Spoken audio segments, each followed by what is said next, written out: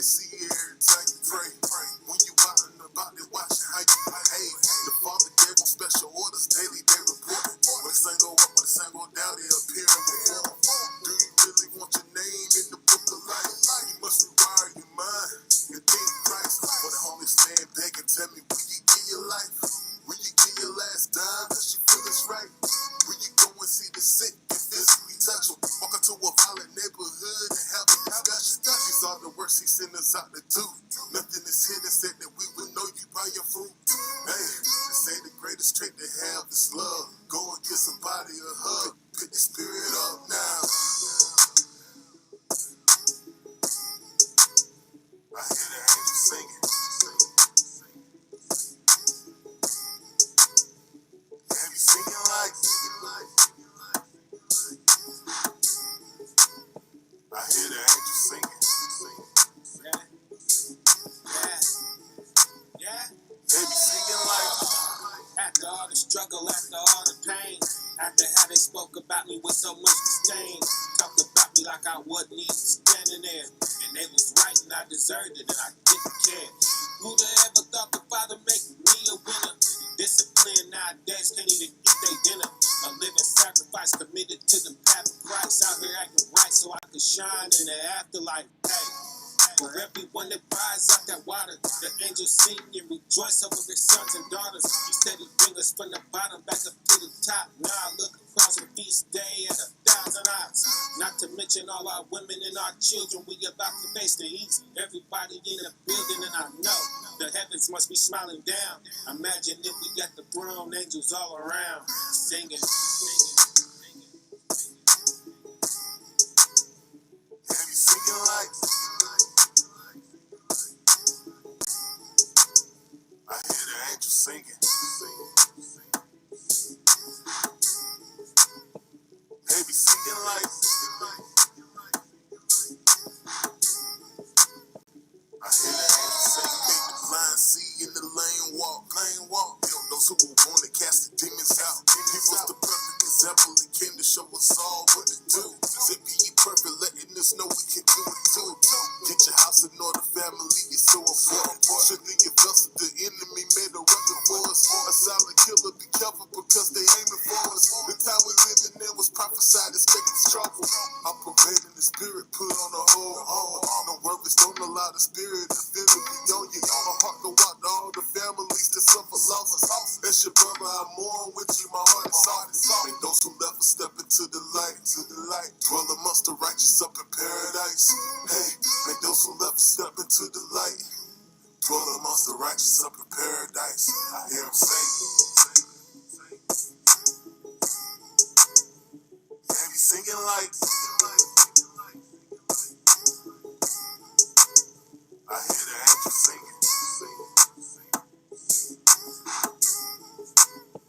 They be singing like. I hear the angels singing.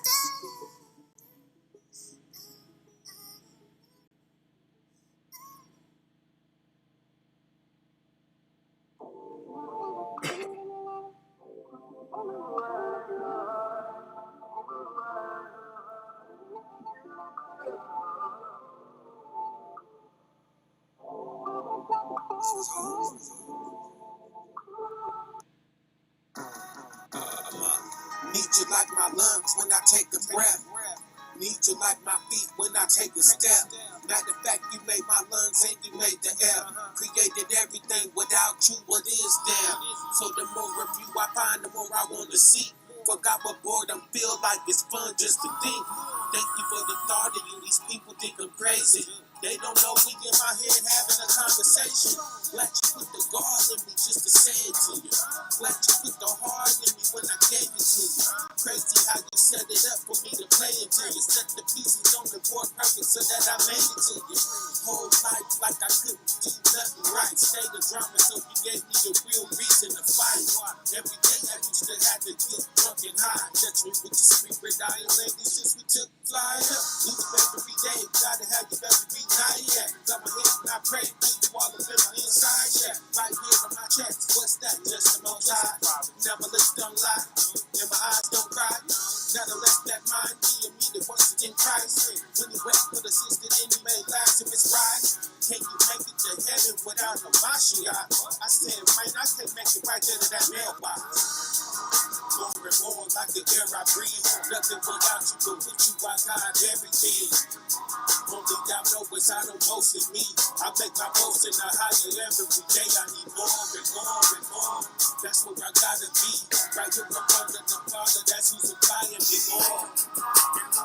And more and more and more and more. Yeah, and more and more. Yeah. So blessed, happy, not so damn happy. Obedient, cause I can't stand it when you mad at me. You got your way to let me know when you be mad at me. Nothing won't work right. Oh, there you go, cracky. That's when I tighten up and everything will brighten up. Screaming at the sky like what? Hollering your name high up. I feel so sorry for my enemies. I pray you put the same love in them that you did in me. Because I still remember how empty I had to be. They had the feelings for a person that they had for me. I know the least of their problems are bigger than me. So I turn the other cheek and I keep my nose clean. Now add it up. What's 7 times 7D? 489 more times to cross me. Spend it wisely. Because what I need my Father find me to find me worthy of more. More and more like the air I breathe. Nothing without you, but with you I got everything. Only y'all know what's out of most of me. I make my most in the higher every day. I need more and more and help with me. That's what I gotta be. Right here up under the Father, that's who's supplying me more. And more and more and more and more and more and more and more and more. Read the Bible, John 9 and 33. If this man was not of the Most High, he could do nothing. Why? Why can he do nothing? Preach that, get it again. Philippians 2 and 13. For it is the Most High which worketh in you, both to will and to do his good pleasure, on his good command. Give me some more. 2 Corinthians 3 and 5. Not that we are sufficient of ourselves to think anything of ourselves, but our sufficiency is of a higher power. And so much the more. Every week, the more you follow, that's a much more you follow. Yeah. More and more. More your grace, Father. More your tender mercies, Father. More your wisdom, knowledge, and understanding of height. More your commandments, Father. More what pleases you, Father. More your blessings. More your curses and chastenings, Father. We need that. Lead us straight, Father. We want you to try us in your fire and bring us out on the other side. Choice gold, Father. That we may turn not astray. We want you to turn us every which way but loose, Father. We want you to leave us everything but alone, Father. Please, Heavenly Father, don't bring us this far just to leave us here.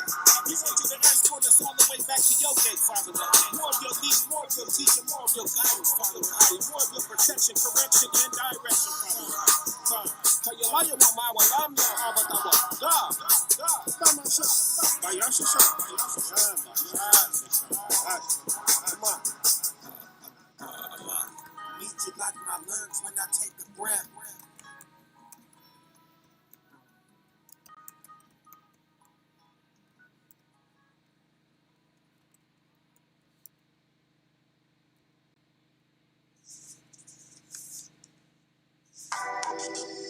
Matthew 4 and 8 through 10. Again, the devil taketh him up into an exceeding high mountain, and sheweth him all the kingdoms of the world, and the glory of them.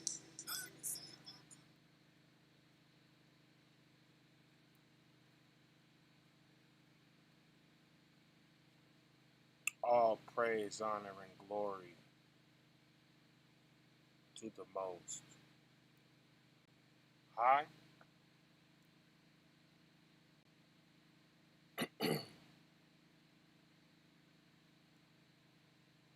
Coming to you today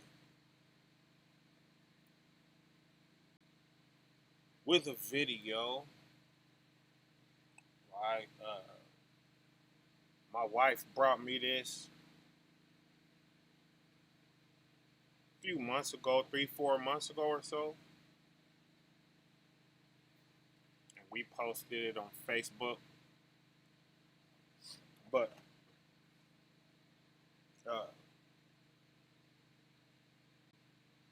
it's about this guy who's he had an experience, and his experience that he had is very, very similar to the one I had. Shocking, right? Because this guy, he's not in the truth or anything, but you'll hear his story, he dealt with a lot of hate and racism and things like this. First of all, shalom, everybody. Shalom, everybody in the body. I pray everybody is out there doing well, right? I pray this live recording meets you, you know, uh, in tranquility and peace, right? But yeah, I just wanted to watch a video today. I almost didn't go live, but nah, we gonna go live, right? We gotta spend the time, right? Cause who knows what y'all going through out there? Y'all might really just need me to hit this button, or a few of you, or something. So we gonna hit the button, right?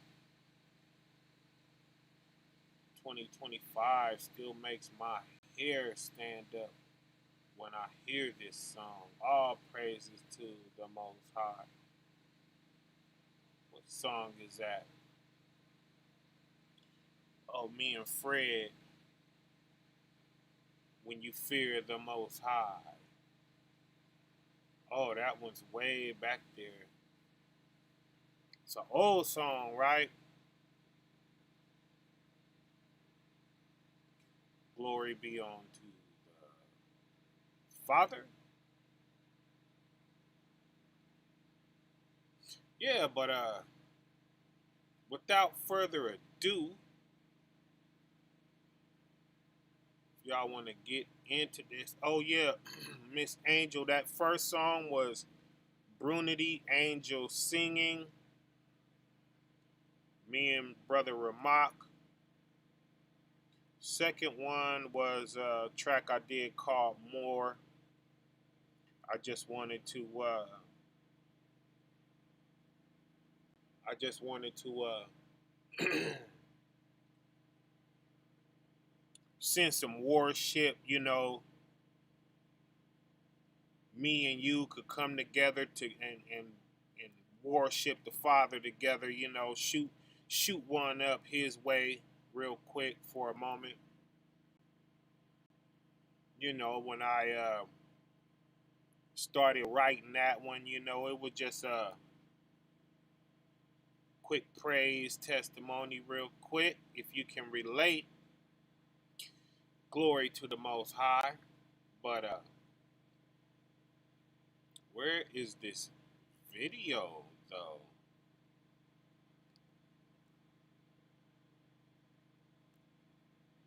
Let's see if we can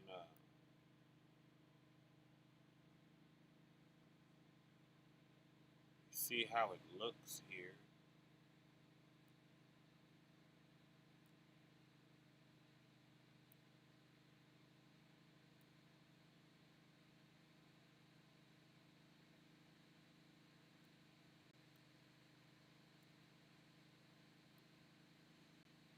Set that aside.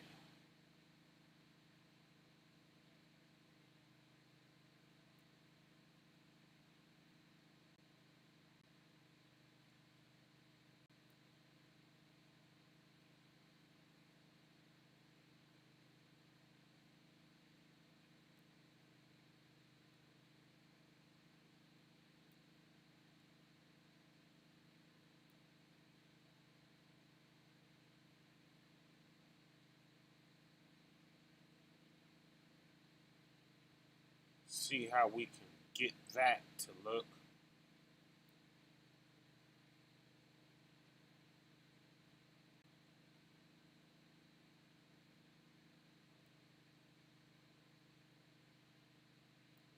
Okay.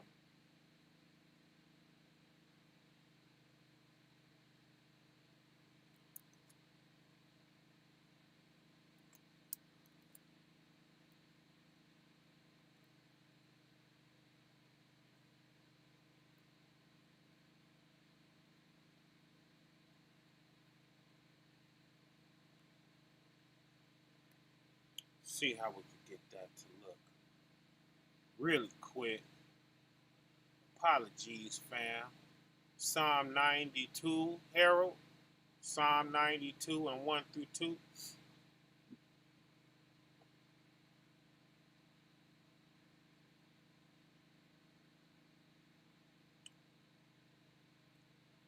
we'll slide over to it.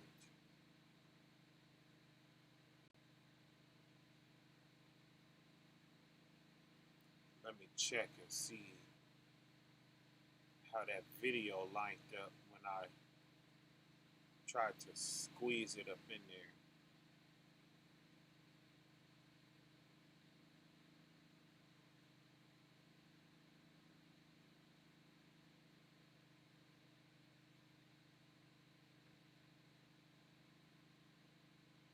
Okay. That part went in fine. Let's see this other side. Okay, it went in all the way to the play button. So I need to squeeze that over a little bit more. Try this again. Went over to the play button. Let's try again.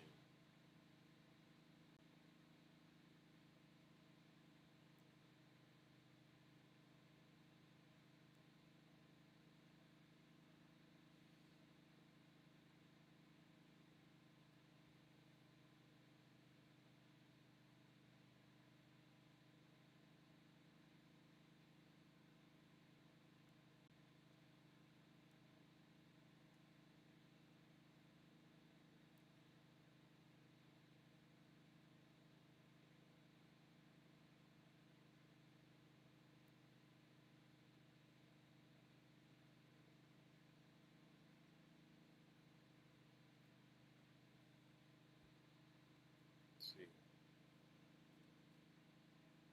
Go ahead, play it.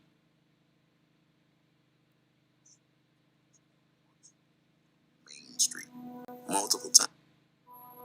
I've literally seen the Ku Klux Klan march up and down Main Street multiple times, and it informed how I felt like I was supposed to behave here. So I just started hating back.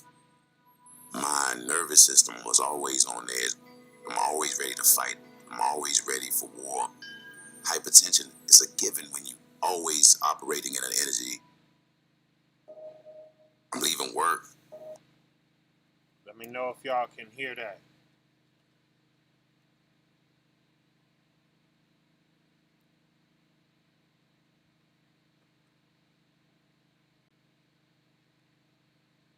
Was that coming through clear?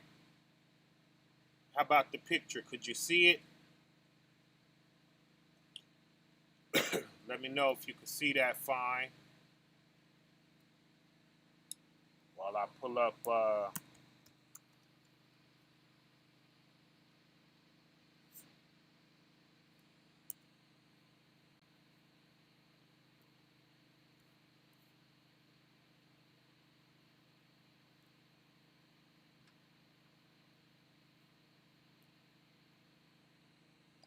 Psalm 92.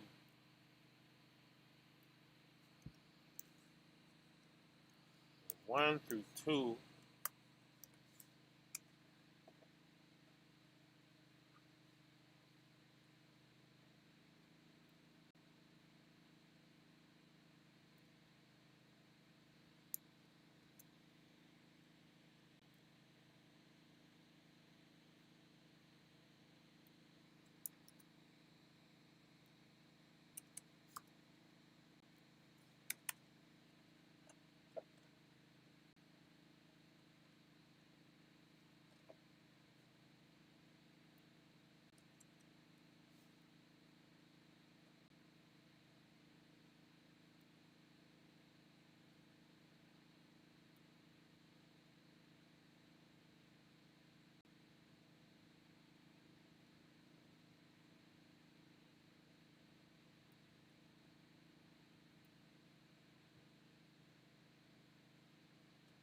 If y'all could see that, Psalms 92 and 1 through 2. at the request of Brother Harold. It says, "It is a good thing to give thanks unto the Lord, and to sing praises unto thy name, O Most High." 2, to shew forth, which is to show, right? It's the past tense of show, right? To shew forth thy kindness, thy loving kindness in the morning, and thy faithfulness every night. All right. Glory to the Most High. It is a good thing to give thanks to the Most High. How do we do that? What's one of the ways we do that is to sing praises unto his name, right? That's what truth music is. Shout out to everybody out there got something slick to say about truth music. It's not praises to you. It's praises to him, right? So, you know, who art thou that judgest another man's servant, right? How are you judging another man's praise? It's not your praise to judge. It's not coming from you, and it's not going to you. So how is it you have an opinion, right? Glory be unto the Most High, to show forth thy loving kindness in the morning, right? That's a good reason. If you don't have any other reason, he showed forth his loving kindness in the morning.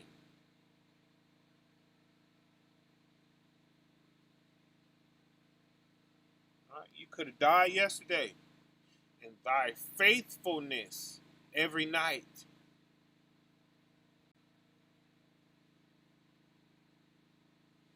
Right? And that's going two ways. He's doing that for us. We're doing that for him. We shoot that both ways. See that? It ain't all about what the Most High does. You know? That's how we wind up receiving and never giving, right? The things that he do for us, we got to be trying to figure out, right, how to leave something in the place of that, right? Yeah.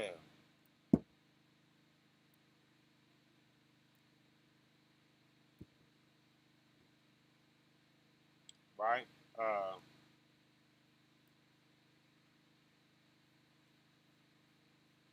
Thanks for that, Brother Harold. In Memphis, I believe, right? Memphis, Lincoln. If you are around the Memphis area,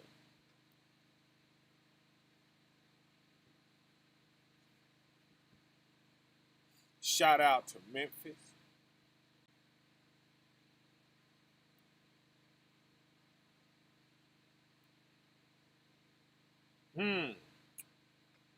Let's get back to this video.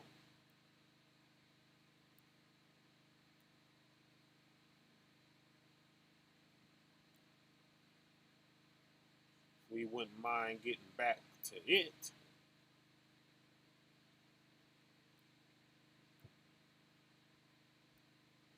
I feel just like a sting, and I knew this isn't right. I'm losing my breath. It just feels like I'm suffocating. We get to the emergency room. They get me on the gurney, and I just kind of casually take my attention up. And when I do that, instantly I'm in space. There was no tunnel. There was no anything. That's me, y'all. Everything was Oh, energy. look at the Everything felt like electric blue. love. The pain, the confusion, the identity stuff was gone. There's no tunnels, he said. He went straight into the realm. Right? Same thing I did, family. Exact same thing. But uh, he didn't go all the way into the realm. He stopped about halfway, and that's another realm. I know where he was at. You know? My name is David Williamson. I'm from a small town in North Carolina called Yanceyville. Growing up in Yanceyville, it's a small town of not much more than 3,000 people. Growing up there, for me, is like a Huckleberry Finn kind of story. I was always in the woods, always climbing trees, always in nature. I had really beautiful experiences as a child that made me initially view this life as magical. I was deeply interested. Used to dig in the ground and try to find fossils. Always, everything I found, even if it was just a piece of broken glass, I thought it was some magical piece of treasure that I found. North Carolina is beautiful, but Caswell County is the county that I grew up in. It's one of the poorest counties in the country. Oops.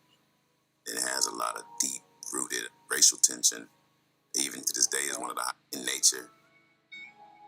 Back it up I had really beautiful experiences as a child that made me initially view this life as magical. I was deeply interested. Used to dig in the ground and try to find fossils. Always, everything I found, even if it was just a piece of broken glass, I thought it was some magical piece of treasure that I found. North Carolina is beautiful, but Caswell County is the county that I grew up in. It's one of the poorest counties in the country. It has a lot of deep-rooted racial tension. Even to this day, is one of the highest active Ku Klux Klan activity. That remind me of the scripture, right? The poor and rich in spirit. Huh?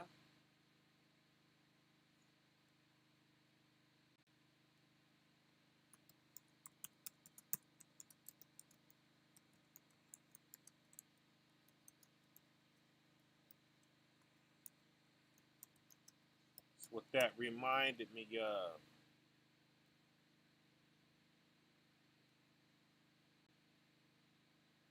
And was he not that? He said it was poor there. Right. That's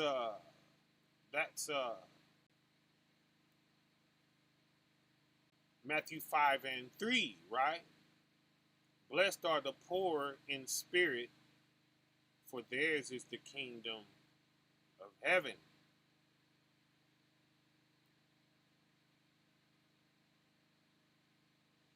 You're poor, but you're in the spirit, right?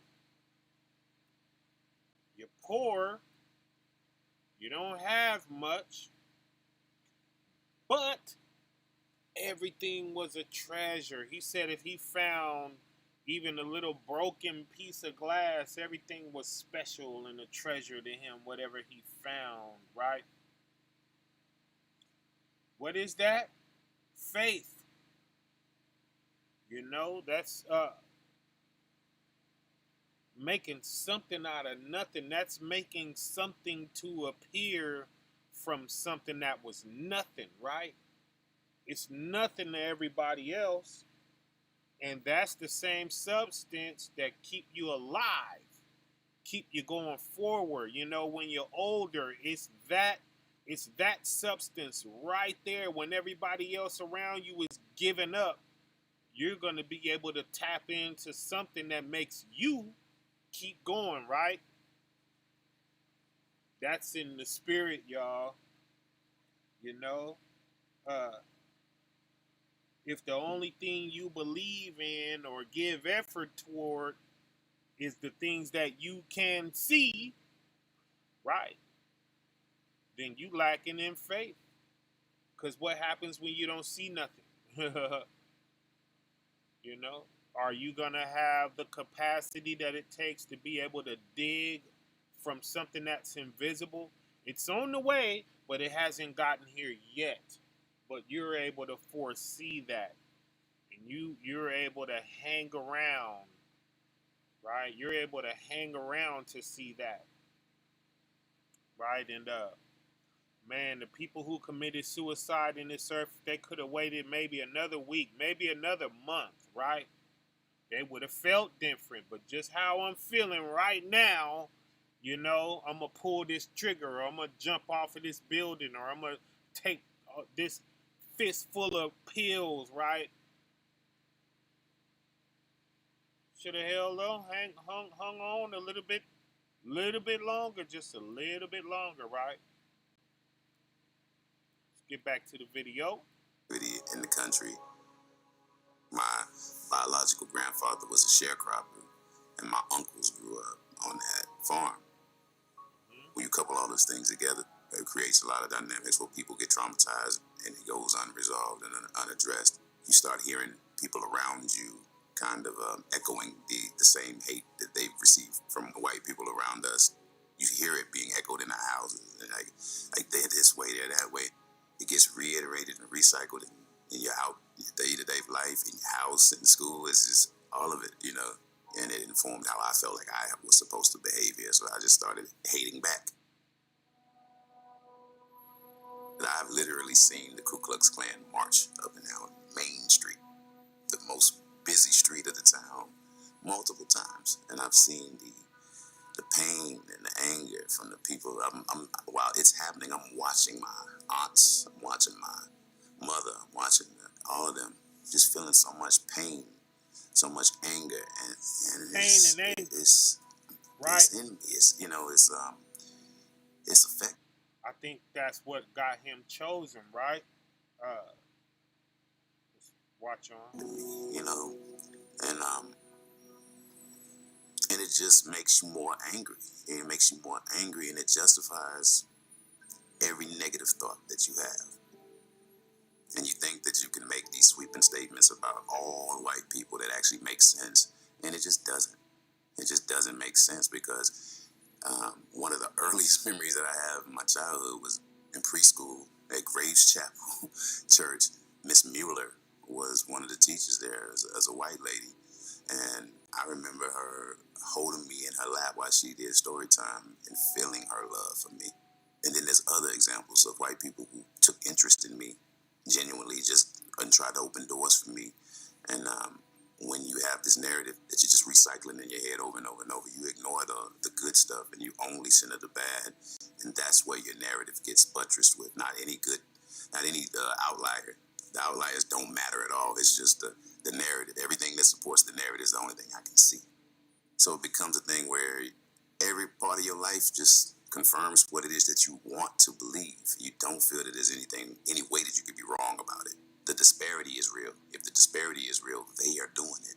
And that day became so powerful of a boogeyman. My nervous system was always on edge. I'm always ready to fight.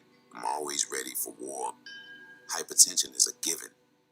It's a given when you always operating in an energy where you're waiting for them to say something offensive so that you can explode 400 years of rage on this person, 400 It's years. so painful to be in that space all the time. I didn't get to experience anything that made me happy. I was miserable.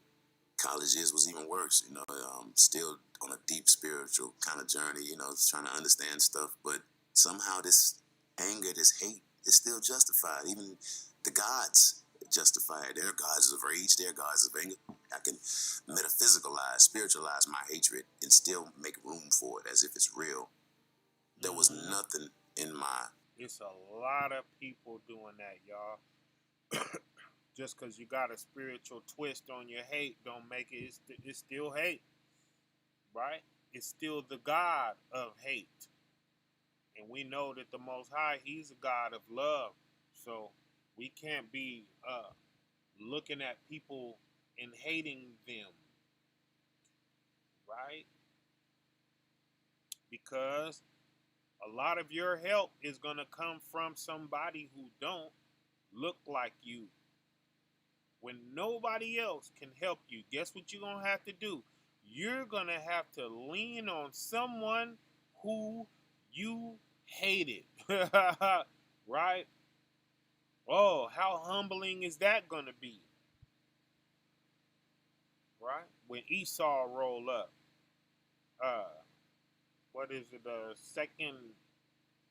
Second Esdras chapter 2 tells us Esau and Jeremy, right?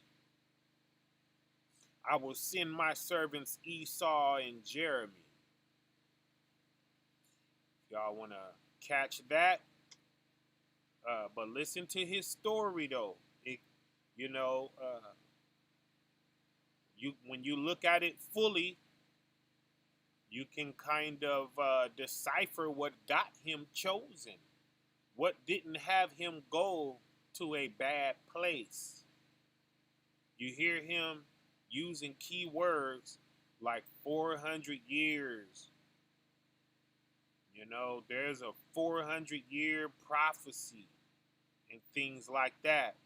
Maybe he knows about this. He grew up in church. You hear him talking about church when he was a young boy. So he grew up in the church, right? And he probably never tied the two together. He probably never read Deuteronomy 28, right? He don't know that, uh, that chapter is not only talking about his situation, but it proves him an Israelite, right? He has no idea this when he's going through his pain and sighing and crying, like Ezekiel 9 and 4 speaks of, right? If anybody want to go grab that and drop that in the chat for us, all praises to the Most High for you, the water in advance, uh, or I'll grab it, whichever one comes first. But that's Ezekiel chapter 9 and 4. And it'll tell us about those being marked, for the good place who sigh and cry. That mark that's going on their forehead is a pleasant mark from the Most High, for them not to be touched. Now, there was two marks.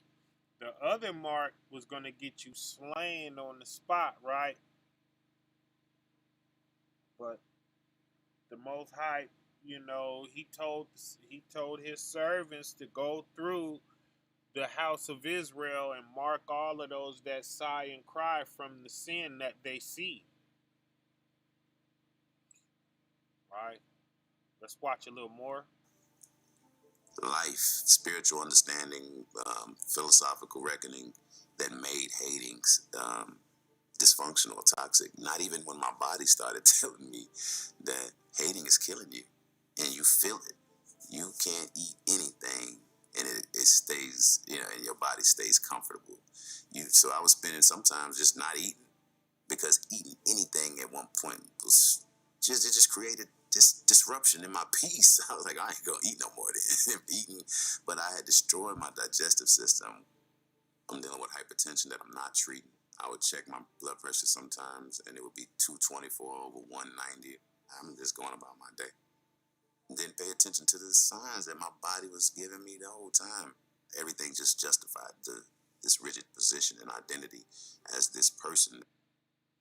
Go check your blood pressure, family. I advise everybody to know what your blood pressure is. If it's been a long time, years and all of that, since you checked your blood pressure, it'd be a good idea just to be safe to lay eyes on it, right? You want to see no higher than 120 above 80, right? That's what you want to see. If you see 124 over 80, no big deal. Don't panic. If you see 130 and up over 80 and up, you see it. If any time you see an 84 or something like that on that bottom number, it's really that bottom number, right? The bottom number is more important than the top number. The top number, I mean, you know, your blood pressure is going to be pumping. If you do a little sprint, you take off running and you stop and you check your blood pressure, it's going to be up, right? So that's natural for that top number to do what it got to do depending on what you got going on, right?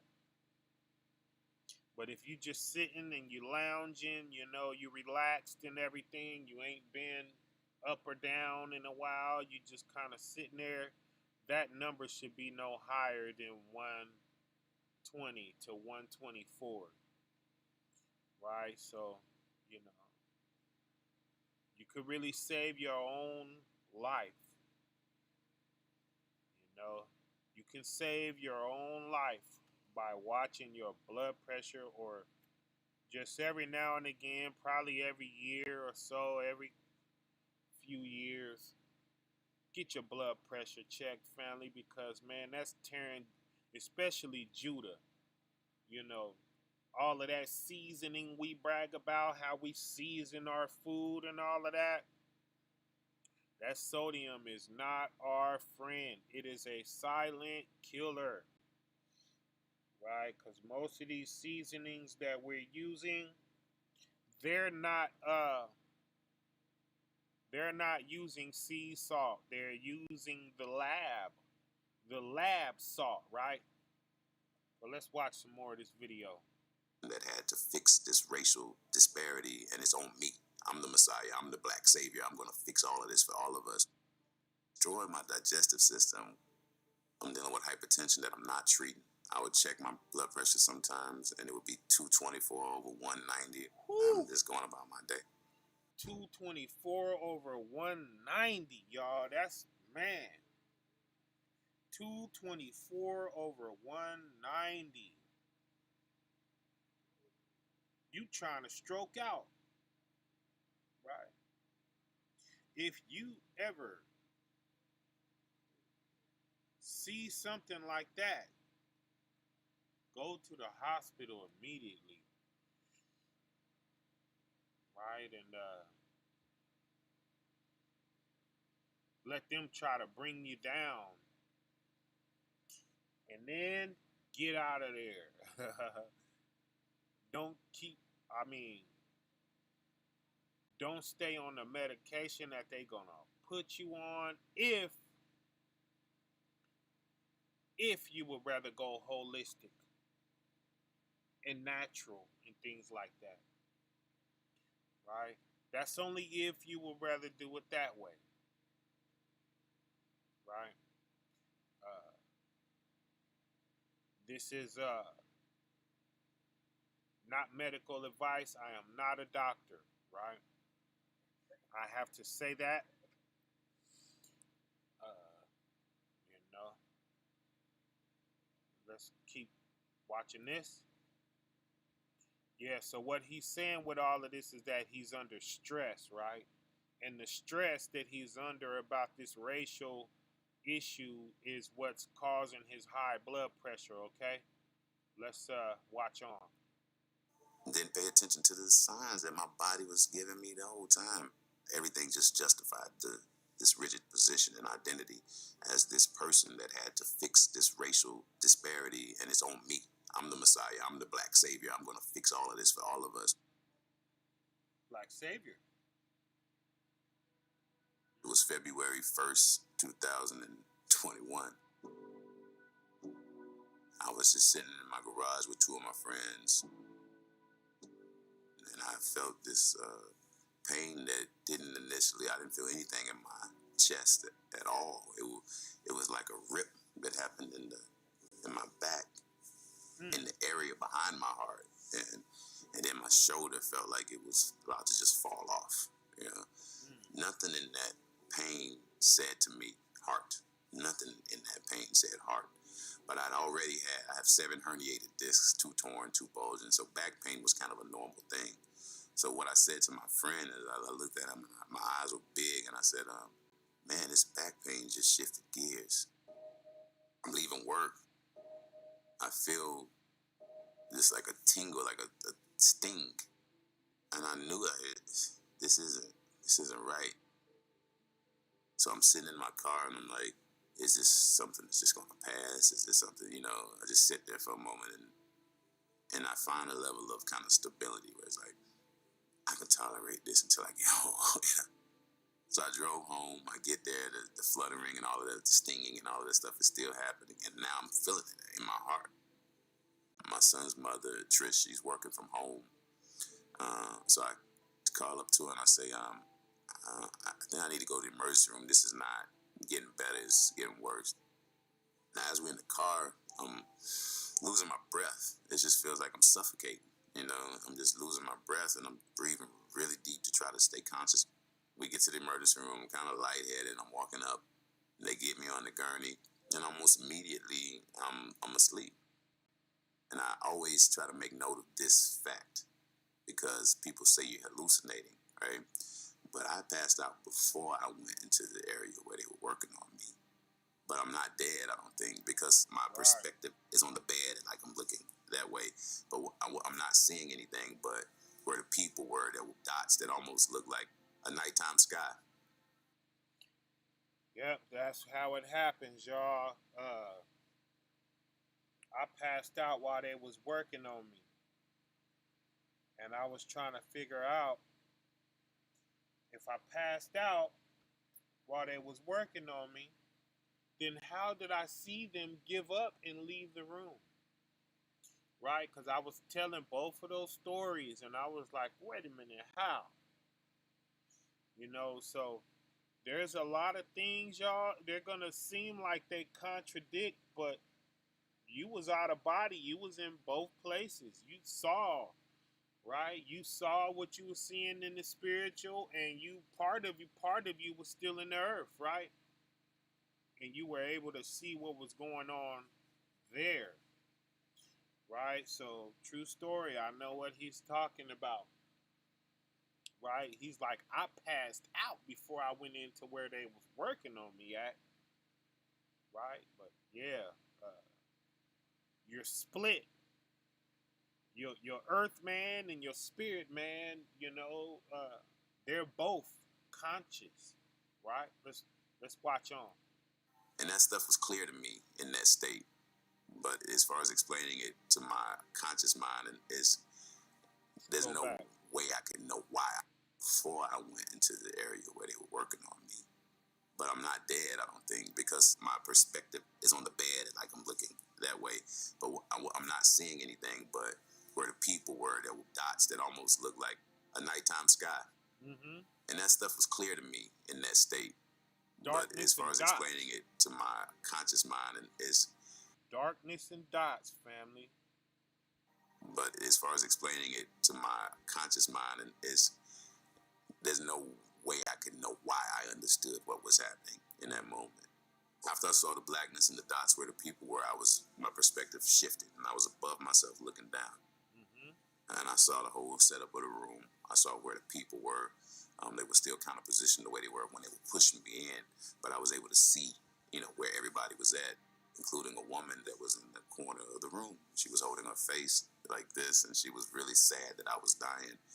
And that was initially when I left my body, that was one of the things that disturbed me the most. Was like, what in the world is she sad for? This is so beautiful. This is so perfect. I'm not hurting, no, I'm not confused. That guy is dead, but I'm alive. This is beautiful, So to me, that just clarifies that it's not a hallucination. I learned while I was out of my body. Mm-hmm. I saw in real time what was happening to me. And everything, when I opened my eyes, continued in real time. There was no separation in my awareness, gap in between what I was experiencing, whether I was in the body or out of the body. It was a continual flow of experience. Once I did leave my body and I looked down, there was a lot of things that I came to understand. Like, he's dead. His body's dead. The mind is dead. The ego's dead. And after that kind of series of kind of realizations, it was like, well, then what's left? Like, what am I? And the words flooded in very clearly. It was audible. These words were light, energy, soul, spirit, awareness. It's just a flood of words. They weren't in a line like a mechanical. It was like a bunch of voices just said these words. But it felt like it was me explaining this to myself. Everything was energy. Everything felt like love. And I felt like a part of that thing. Felt. Say it again. Everything was energy. Everything felt like love. It was. And I felt like a part of that whole thing. I didn't feel separate from it at all. And everything that I looked at, every question I had, the clarity was instantaneous. Oh. And in that process, I was clear. Like I was, what's that? That's the realm, fam. That's the realm. We're going to watch other ones in the future. They went somewhere else, y'all. They go somewhere else and they experience something else. They're not experiencing this, right? This is the same vicinity. Now, he's going to stop. He's going to stop. He's not going to go into the realm, but he's going to be able to look up and he's going to see the white light. And that white light, that's the most highest realm, right? The love realm is right under that white light. It's right up under the most high, right? Now, when you're dealing with these chakras, they took that white down and they turned it like a purple. And that's off. That shows that they don't worship the most high. They took that white light down. It's not even no white in there. I don't even think it's no white in their lineup of colors. Right? They put some type of purple up there, and that's off. But yeah, there's white, and then there's the blue realm is right under. Matter of fact, it's two blues. It's two blues back to back. Right? But where he was at, he was halfway through there. He didn't go all the way. But I know where he was. Let's watch. What's that? What's that? It was like a baby. The clarity was instantaneous. And in that process, I was clear. Like I was, what's that? What's that? What's that? It was like a baby having everything was an moment. Yeah. Look at what and he's I moved showing, from y'all. one thing to the next with that childlike wonder and amazement at what I was seeing. There it is right there. There it is. There was no one memory color of this human experience that I was referring any of it back. There was no mind like that. It was just that electric a blue awareness right there, y'all. There it is. There was no Misty memory looking of like, this human experience that I but was referring. now you see this area here where it's solid. That's really huge, family. That's huge. That looks like the sky when it's time to go toward that, right? It's big as the sky. So we're one of those dots is a soul. One, right? So imagine you're going at that, and this is the size of the sky. This is a little small, right? But imagine that bigger. Let's watch. Burn any of it back. There was no mind like that. It was just a awareness that was beholding these things and integrating them, and like instantly. So I'm watching everything. I'm watching the woman that's holding her face and just sad about me dying. And after a while, I'm paying attention to stuff, and I just kind of casually take my attention up. And when I do that, instantly I'm in space. Mm-hmm. There we go. There was no tunnel. There was no anything. There we go, y'all. I quickly became aware of what you people see call that the one light. Came out? You see that one go I out? quickly became aware. You see him? Of what people call the light. He going to work. I quickly became aware. He on his way to work. Of what people call the light. Right? He might as well have a lunch pail and a hard hat. He on his way to work. Somebody needs to feel love in the earth. You saw that? There was no tunnel. There was one right there. One right there. One over here. I quickly became aware. One right there. Of what they people going. call the light. It was We up go and to the in and right out of that of me. realm. Okay, let's listen The to him. light. There was no tunnel. There was no anything. Yeah. I quickly became aware of what people call the light.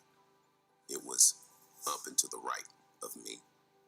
The emergency room was down and to the left of me. And I was in that angle looking forward out into space. Uh-huh. And what was in front of me was the star forming region. What was beneath me was what people call the void. I felt like I was in the blackness and it was enveloping me like velvet. It felt like love. It felt like every other aspect of being disembodied in that moment for me. Everything felt like love. I felt like love. I felt like the system that I found myself in was just love and I was just a part of it. But it also felt like it was everything. It felt like everything, every possibility, every past experience, everything Everything. was in the void. Everything is there. Every experience, everywhere love is, you feel it. You feel the love in the earth. You feel the love that's in the heavens. It's all connected. It's all one. And that's why he's saying we are one. Because that's the way he's describing it. That's the way it feels to him. That we are all one. No. The people who lack love, I knew that they were not included in this, right? I knew that they were not. I knew that they went somewhere else and they felt something else. They weren't included in this, right? So this is why we got to get our love up, y'all. This is why. This is why 1 Corinthians chapter 13 must be our chapter. If you want to go here and feel this, right? And this is the shortcut that Christ's been trying to get us on all this time. This is the height of being in Christ, y'all. This is why love is so important in this book. Because they're trying to get you here. Right? Let's watch some more. Was in that black space. What'd he say? Every possibility, everything. It felt like everything, every possibility, every past experience, everything was in the void, was in that black space. When I looked into it, it reacted, it responded. And if there was any kind of thought that wasn't complete, it was complete instantly. If there was a notion of missing something, that the satisfaction of having that, I felt it already. Before the missing was even fully felt, the satisfaction of already having that was there. Yes, sir. There's a woman I was exchanging with who was like, well, I don't want to just magically forget people that I love in this life. I was trying to explain that that's a human thought. It comes from a brain. It comes from memory. It comes from life. It comes from, but you're not going to be, when you leave this body, a human body with a brain that has memory, you're going to be an energy that's so connected to this experience and this whole thing. Energy, fam. You were in energy. When I tell you that I was love. When I told you that the feeling of love was strong and you felt like you were witnessing the love, and then at some point you realize, wait a minute, I'm not feeling love, I am love, right? We know how it feels to feel good and to feel love for a moment, and then it drifts. That's because we're experiencing the emotion. But what about when you become the emotion? That means that feeling does not stop, right? And you just locked in it and it's solid. You are it, right? And that's what I felt, and that's what was going on. And then I looked around See, he stayed by himself. He stayed by himself. He didn't get to go where the hub was where all of the souls was, like the beehive of this, right? I saw that, fam, and I went into it, and I almost touched it. And if I would have touched it, I don't think you come back because they combust when they hit it, right? And you blend in and you get the full charge of that energy when you connect to it, right? So yeah, that's when I think it's too late. That's when I think it's too late. And man, the Most High was about to do it, y'all. He wasn't playing with me. He was like, nah. He was like, come on. He got me all the way there. But your prayers, family, your prayers, the love that you prayed with, right,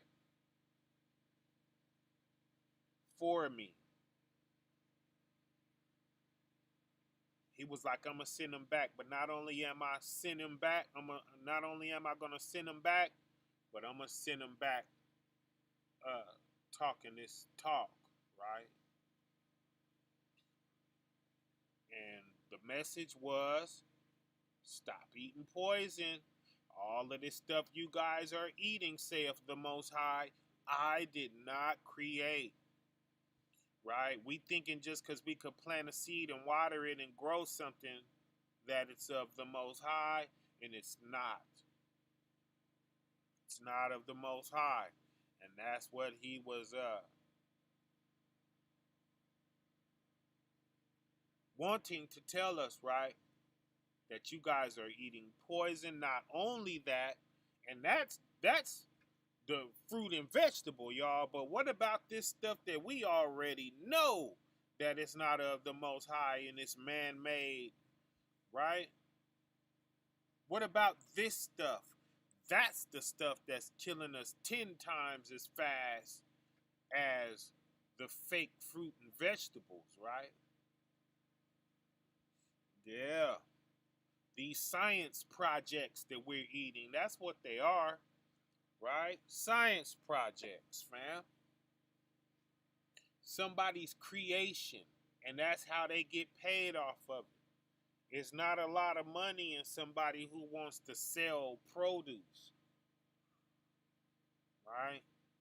Because they need a whole bunch of water to grow that. They need a whole bunch of seeds to grow that. They need a whole bunch of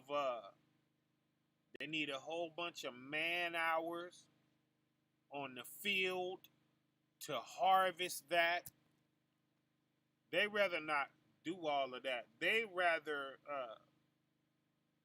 get off the ground first with their own hands and putting together their own product. Product. You have food and you have products. Food products. Right? Food is of the Most High. Products is of men. Right? And that's what we're going to do here. We're going to show us what the difference is. And that's what happened to this guy here. Right? He eating bad. He's not eating to live. And then add some stress on top of that. You're already stressed out, and then you eat some table salt. Pushing it, right? Let's watch some more. That experience is integrated in you. We'll go back a little bit. That you're gonna be an energy that's so connected to this experience and this whole thing that experience is integrated in you. There is no missing or something missing from that. The experience isn't gone. It's always accessible. Every part of this experience that you have is etched in infinity. There is no something disappearing and never being experienceable again. It's always there. So you don't miss anything. There's no missing anything. You're more integrated with the system outside of the body than you are in the body.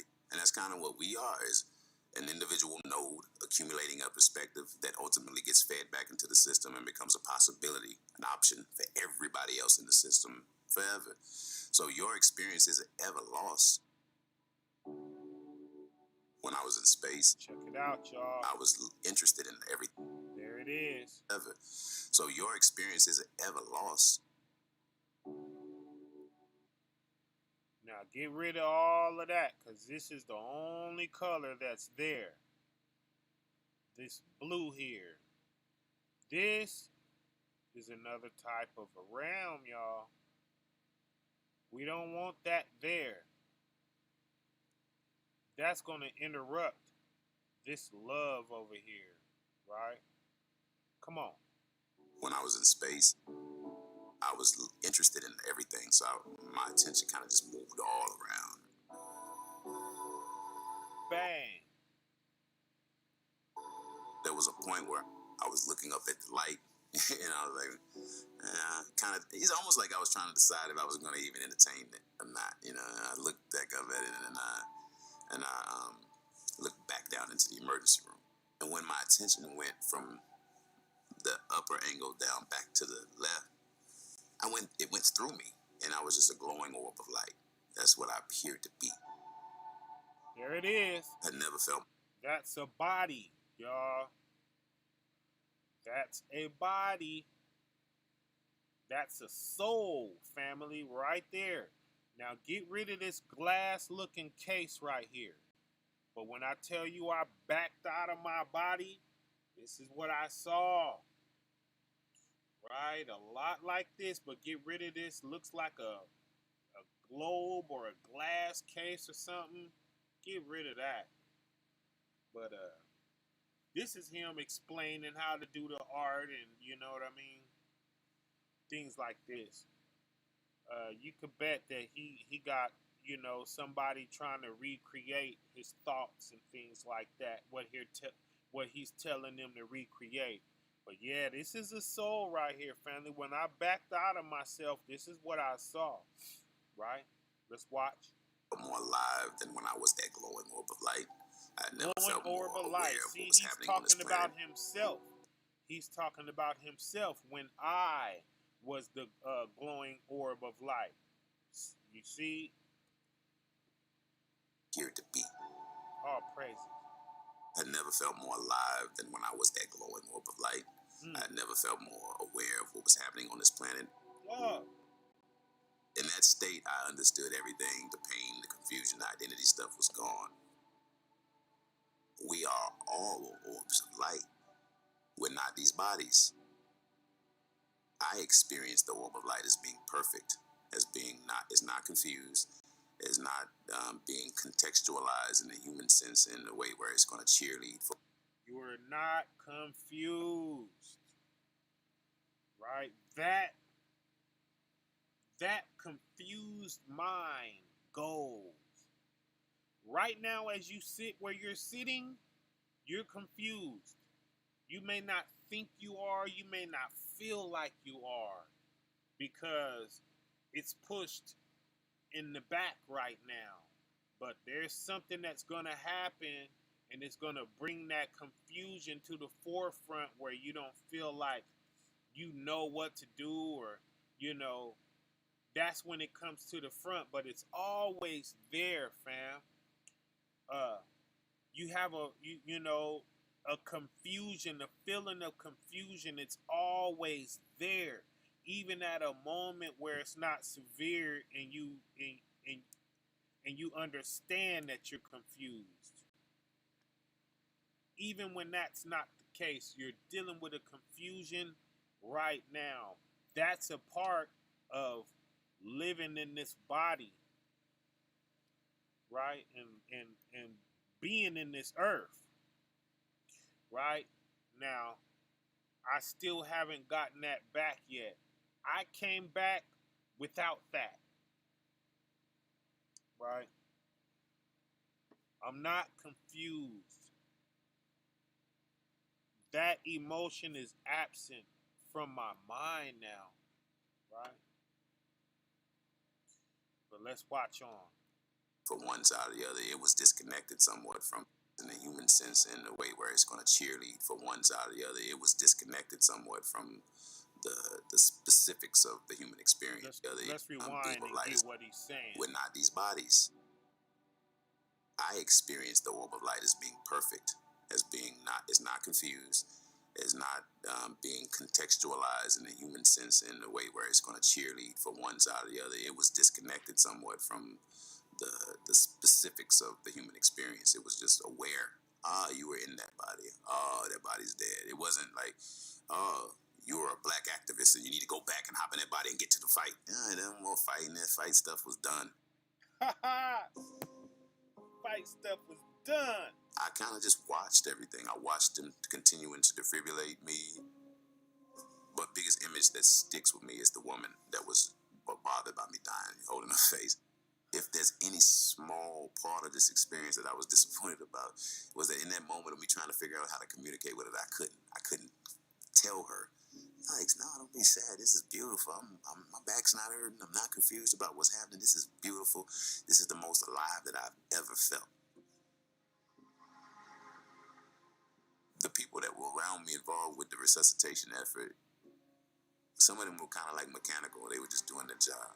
They didn't have any emotional investment. And I could feel all of that, you know.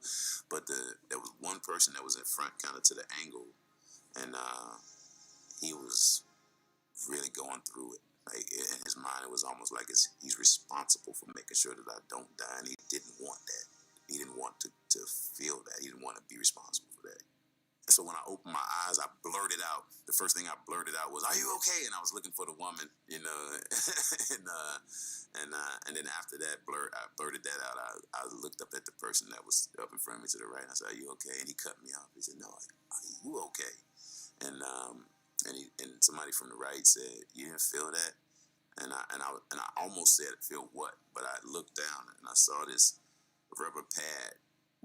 The defibrillator pads were in the person's hand, like they were about to defibrillate me again. But I saw this rubber pad on my chest where the indentation from the defibrillator pads were.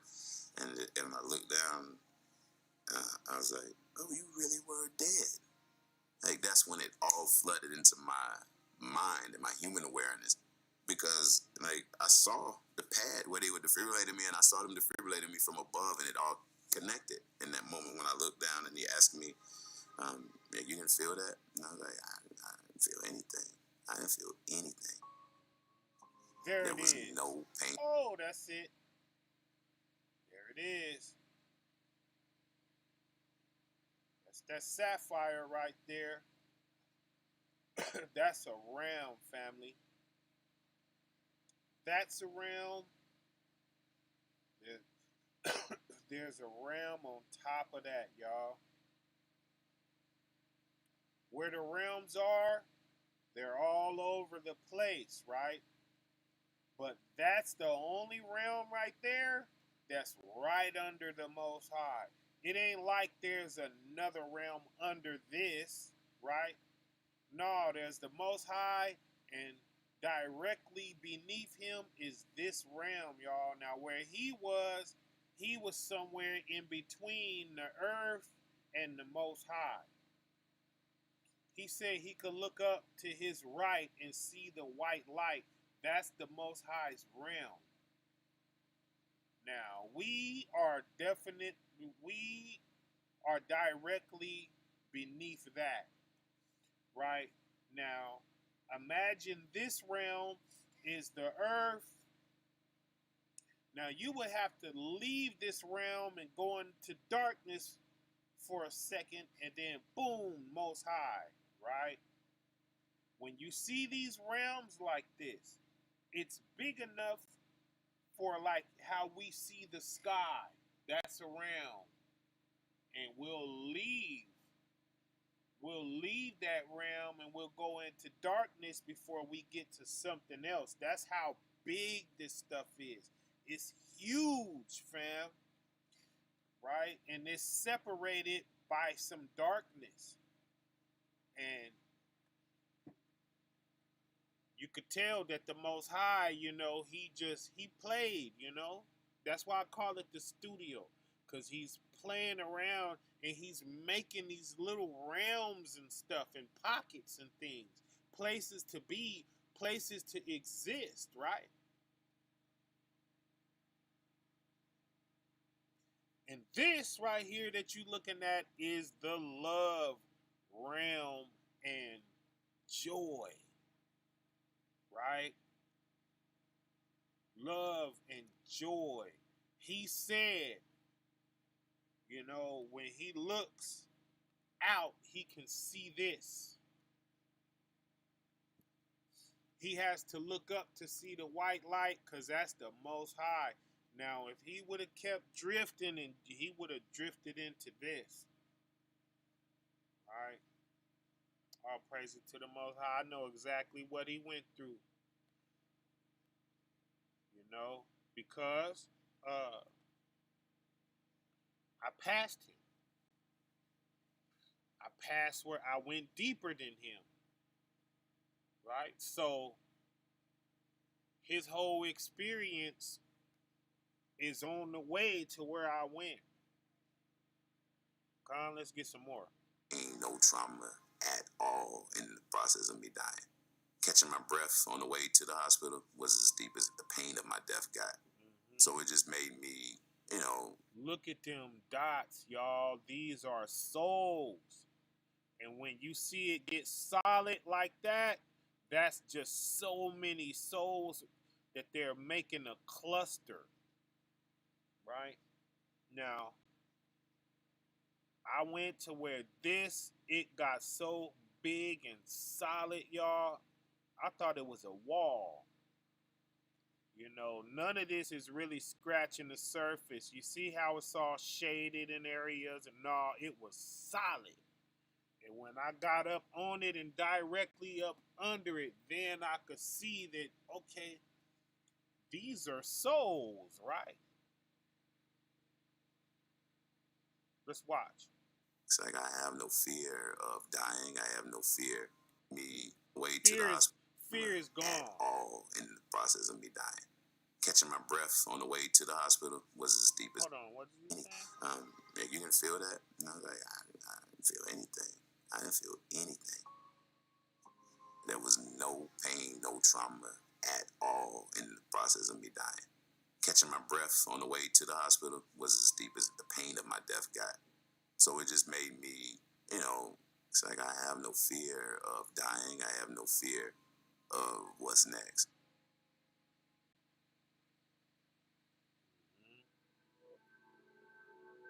When I came back from my near-death experience, I was so painfully aware of everything around me.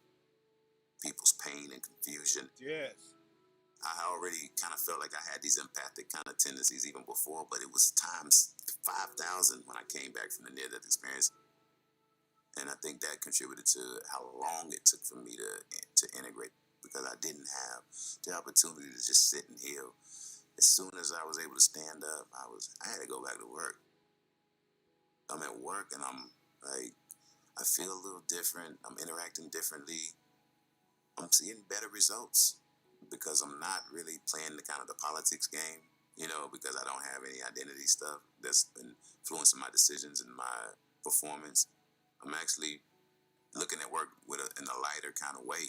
You know, I don't have to go to work and fight over politics. I don't have to go to work and deal with white, black stuff. I just have to go to work and perform. The heaviness and the anger and the hate, I'm not carrying that around me anymore. So received differently. I have more graceful interactions with people. I don't feel like there's somebody trying to block my progress. You know, none of that stuff is real. None of those stories are in me influencing the outcome.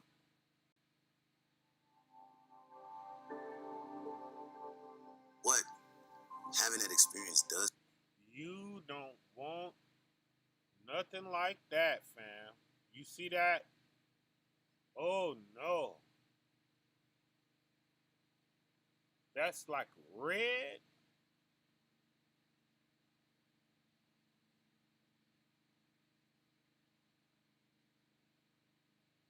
Nah, you don't want that there. Does to you is it gives you this extremely radical sense of accountability all the way down to the thoughts that you've had. Sometimes we think that because we didn't actually say something, that we still have a position of just like we feel righteous. I didn't call you that, but you thought it. So if you thought it, own that. You gotta own that thought. You gotta own that thought because that thought contributed to the tension that was created in that moment. So we have to learn how to understand what we're doing here and what we're choosing. Don't allow what you're choosing. What does he mean when he says that? Your emotions, y'all. Your moods. Those are spirits. Alright? Those are spirits, fam.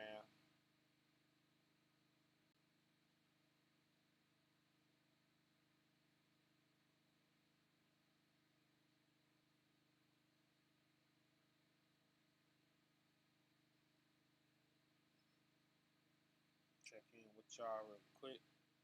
tension and pain and confusion to persist for too long because it'll hurt you and it'll influence your perspective of reality in a way that's not. It'll give you a bias. So when you feel it, fix it so that the bias doesn't sit in you so long to where it's part of you and now it's hard to get it out of you. How do you do that? 1 Corinthians chapter 13. Fix your moods. Fix the love that you are able to feel. Right? Right now, there's a lot of different emotions that creep into you throughout the day. And you got to learn how to feel not so much anger and condemnation and things like that, at those moments where you're looking at a person and in your head you're thinking something like you want to tell them off or you want to be against them because you're different from them, right? You wouldn't have done what they just did or something like that, and it's kind of deplorable to you, right? Instead of feeling a feeling like that, you have to turn yourself around to feel like you're connected to them in their error. And what's that going to lead you to do? Charity edifieth, right? Knowledge puffeth up, but charity edifieth. So, uh, the knowledge, you're knowing that they off. You're knowing that they're doing something deplorable right now. They may not even know, or maybe they do know, right? But knowledge, it'll puff up. So that's a puffed up person when it's like, I'm not like you and I'm better than you. And, I wouldn't have did that. I wouldn't have made that decision you just made. And, I wouldn't have done this deplorable thing you just done. Instead of feeling like that, charity edifieth, right? So, uh, charity, you would have the urge uh, to see them doing better. You would attach yourself to them in love, right? And it doesn't hurt when you bring it out. It ain't the kind of thing where I'm saying this and I'm dropping the truth and it don't matter how you feel and if you hurt too bad and that was very abrasive. That was another mind that I was in. I didn't care if the truth hurt. Too bad, deal with it, right? It don't feel like that anymore. You're more gentle now and you want to present the truth in a way that's like, don't hurt when I give you this. So you try to find like some kind of little warning before you just start spilling, right? It's like, okay, I'm going to talk about this, and you bring them in with a soft cushion, right? I'm going to say something, and, don't take this wrong, but, right? Or, you lead with something like that first. And, when they express that they have a problem with it, right? When they express their problems, it's not a fight. You're not going to go into fighting with them. You're going to go into more reasoning, trying to reason and make it plain why you're saying what you're saying and things like that, right? That's more of the approach, that you take. But he goes into some other things.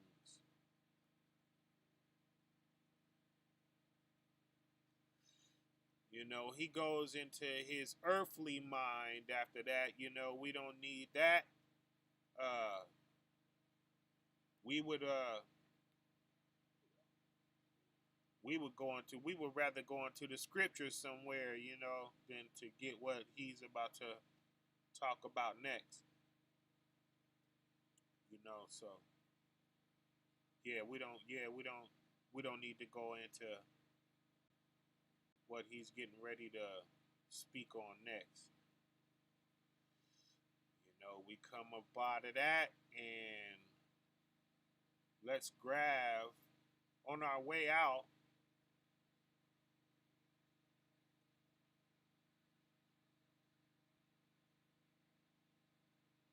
Let's grab Ezekiel 9:4.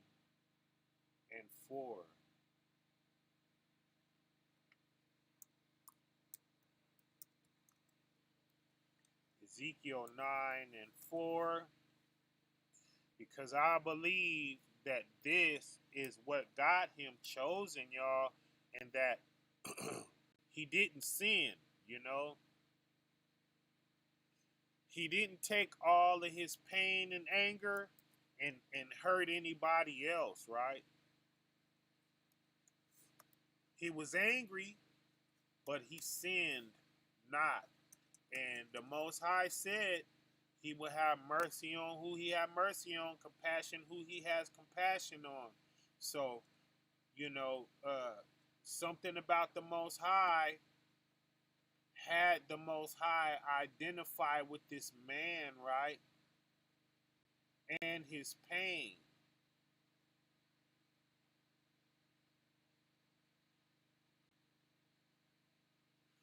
He identified with the man and his pain. And he wanted to pull him in to a realm and teach him and teach his heart, right? And teach his mind. And then he came back, right? And then when he came back without the hate, right? He came back loving everybody and loving all people, right?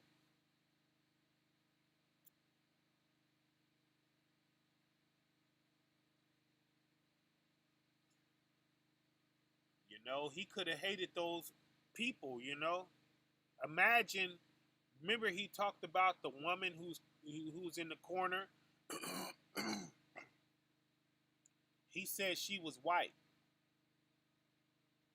So whatever he had went through racially, it wasn't strong enough to make him hate that woman, right? He wanted to come out of his experience to speak to her and let her know, hey, I'm all right. It's no reason to be, down and sad. When, we got cats out there. I mean, he didn't want her to kiss his boot even though she felt like that, right? We got some brothers, man, they like kiss my boot. I don't care how apologetic you are. I don't care about none of that. Right? You're a Gentile and you're a dog. Kiss my boot, right? Now that's hate. And my man, he didn't embody that, right? He didn't embody that. He wanted to pop out of his experience and comfort that woman, right? And when he came out of his experience, he went straight, to the doctor. After worrying about the woman, he said he woke up looking for her, but What was the second? The doctor, the white doctor who was off to the side, right? Are you okay? He like the dude cut him off like, no, are you okay? So that's a special type of a soul, right? Even in all the ways he was militant, it didn't get in the way of him being able to feel for these people. And if I was y'all, I would take a note to that, right? That's what I would have us look at from watching this and trying to figure out why he didn't wake up in an unpleasant place, right? He's telling you a lot about his heart if we just listen to the story that he's telling y'all. He pleased the Most High, you know, but he was down. So that's why I tell y'all, pick sorrow over anger, right? Because he tells us what kind of kid he was, and then he gets hit with all of this racism, right? So it was anger at times, I believe, and it was stress. It's stressing him out. It had his blood pressure high and all of that. But you can bet it was a sorrow, you know, cause he don't hate these people. So what is that? He really wanted to be friends with them, y'all. If any moment they would have switched it up and wanted to be friends with him, he would have been friends with them. And that's a forgiving soul. That's what got him chose, fam. And his turmoil he was going through with that, he was sighing and crying, right? That's the sighing and crying, and that's what made me uh, think about this scripture here, right? Ezekiel 9:4, it tells us, and the Lord said unto him, go through the midst of the city, through the midst of Jerusalem, and set a mark upon the foreheads of the men that do what? That sigh and that cry for all the abominations that be done in the midst thereof. There it is, family. He was a sire and a crier, right? He was a sire and a crier, and he got marked with that positive mark in his forehead, and it saved him, right? Absolutely. That's how it happens, right? So, all of the ways where you feel rough, all of the ways where you feel emotions like you want to avenge yourself and things like that, and emotions where you feel like you got to handle something yourself. Stop feeling like that.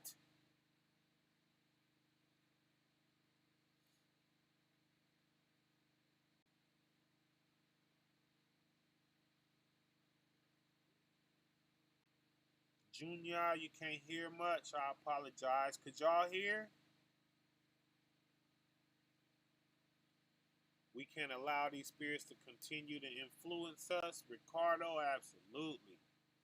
Yeah, but we gotta expel those feelings, y'all, and we gotta resort to feelings of love, y'all.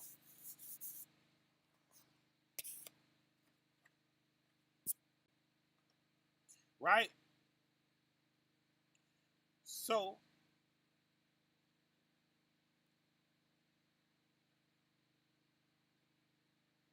with that said,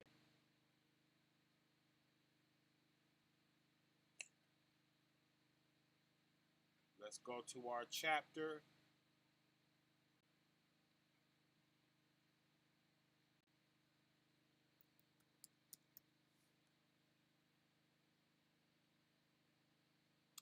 terminate for the night.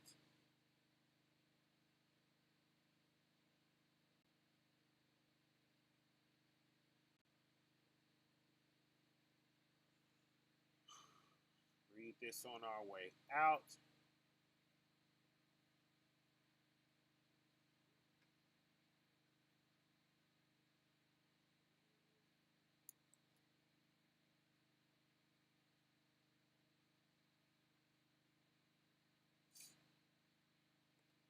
First Corinthians chapter 13 from the top. It says, though I speak with the tongues of men and of angels. Right? So, that's captivating, ain't it? When you know a brother or a sister and they just able to just switch languages like socks, right? That's impressive. I speak 4 languages. I speak Chinese, speak Spanish, you know what I mean? Guess what? What are you saying in all of those languages? How much of what you're saying in those languages are equaling love and charity? Right here. Though I speak with the tongues of men and of angels and have not charity. If what you ain't talking is charity, if you don't have a charitable heart with all them languages, then what? I am become a sounding brass or a tinkling cymbal. So that's us with all of our knowledge, right?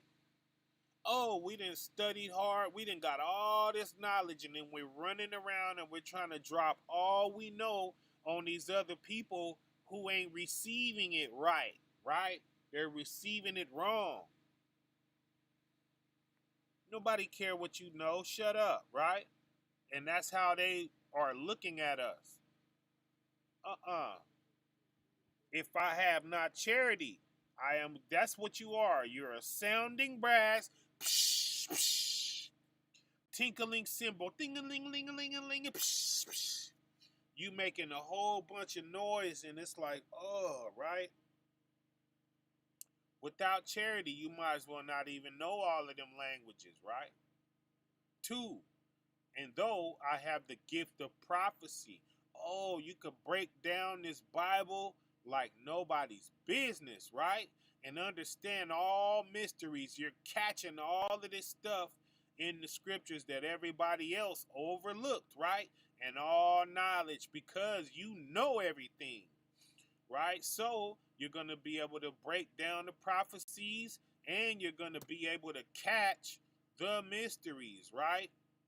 You're going to be able to do all of that when you open this Bible. But guess what?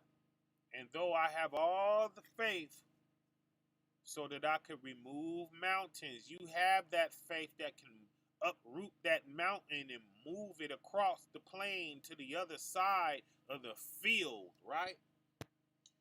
You can do that. You have the faith that it takes to do that. But, and have not charity. If you have not charity with all of that, guess what? I am nothing. You are nothing. You are nothing.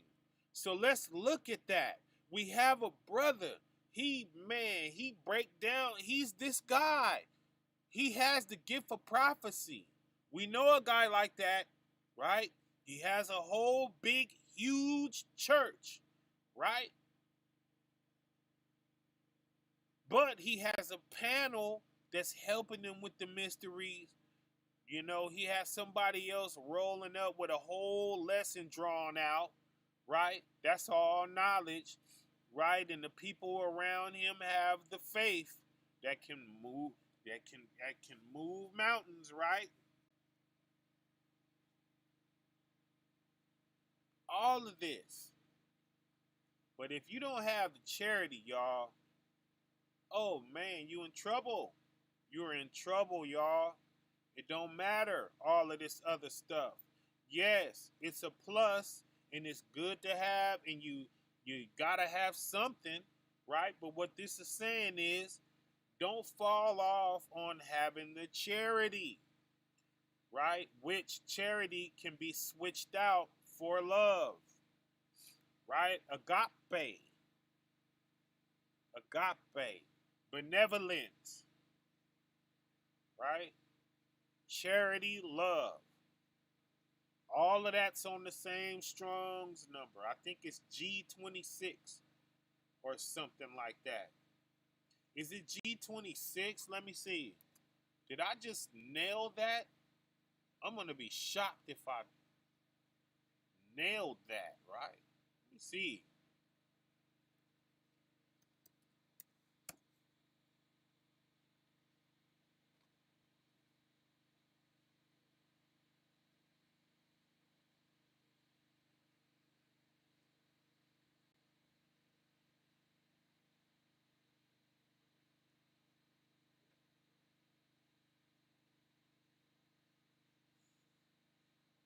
Okay, it's a Hob in the Old Testament.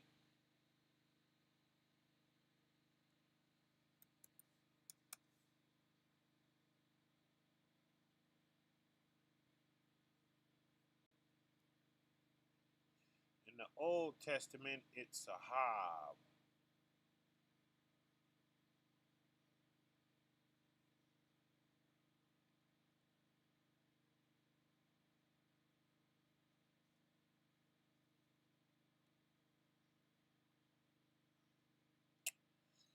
Okay, that's the New Testament.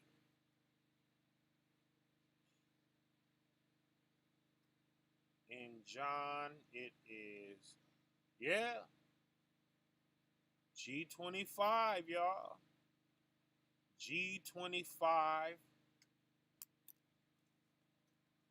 And it is love, beloved, of persons, to welcome, to entertain, to be fond of, to love dearly, of things, to be well pleased, right? To be contented at or with the thing,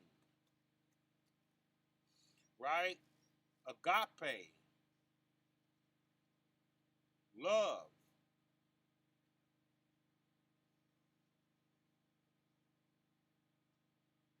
Where is the benevolence? I know benevolence. Yeah, see, they be changing this constantly. They're always messing with this online Strongs. But yeah, G25, y'all, G26.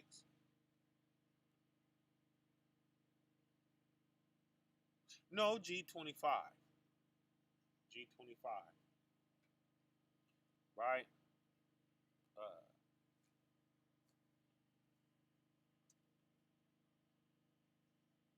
yeah, there is no replacement for it, right? So that's the prophecies, the mysteries, the knowledge, the faith, right? All of that you got. But if you lack charity, you are nothing. You can have all that.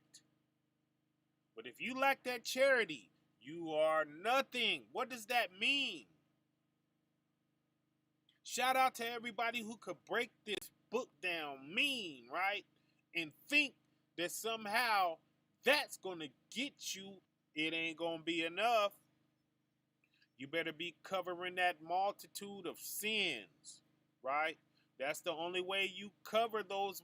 That's why you're being forgiven, because you're loving and doing charity, and you're wiping out each one of them deeds you do. You're wiping out something in the past that you was guilty of, right? The multitude of sins, right? All praise to the Most High. And though I bestow all my goods to feed the poor. So, if you think that's what charity is, the act of that, no. What's going on in your heart when you do that, right? If your hand is, is handing him a sandwich, but in your head you're thinking, man, this dude stinks. He sucks, man. I'm glad I'm not this guy.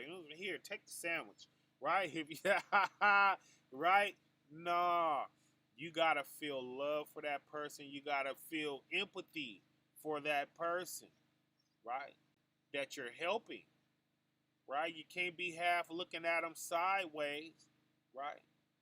Because that's fake love. You know, if he knew you was feeling about him like that, he'd probably tell you to keep your sandwich, right? Yeah. So, just because you do the deed, it's not lining you up with this, right? And though I bestow all my goods to feed the poor. So, you're just in a soup kitchen and you're slapping a scoop of soup on a bowl and people are just going through and you know, and then you leave there and you don't have a charitable heart and you're a mean person and a mean spirited person. Can you imagine that? Remember that cafeteria lady with the hairnet and the ugly look on her face, and she's just always mad and just and get out of here, and you know she's mean to the kids and stuff, you know, but she's standing in the lineup and she's scooping, right? We got people at soup kitchens like that, same way. They went in there, they do that, they feel like they think they doing something, right? But man, when you ain't in that line, you're not a nice person. And you're not a nice person while you're sitting there uh, pouring soup on bowls either, right? So though I bestow all my goods to feed the poor, right? They probably had some steak in that. They brought some beans. They brought a box of the beans, right? Now let's move on to the next type of person. And though I give my body to be burned, so you gave your body as a sacrifice and you could still miss this. And what's my best example for this? You're that guy who spent all of your life in this congregation. And everything they said, you was there. Quick, fast, in a hurry. Oh, that's giving your body to be burned. You suffered. You worked hard. You threw your back out. You sweated. Right? I know this guy used to walk around, always had a towel on his shoulder because he was constantly sweating, right? For this church and running around. You're doing that for that church and for that organization. It's a way to do that and that not profit the Most High at all. You're giving your body to be burned, right? But guess what? You have not charity, right? Let me wiggle my joint on here, right? Right? And have not charity. It profiteth you nothing. You did all of that for nothing. You ran around with that towel on your shoulder, wiping all that sweat, right? All your life, say you was there 35 years. It ain't gonna profit you nothing. The Most High at the judgment, he's not even gonna want to talk about that. You know?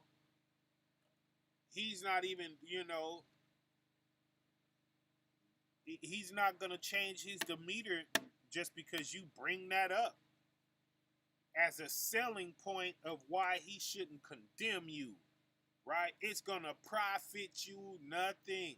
For charity suffereth long.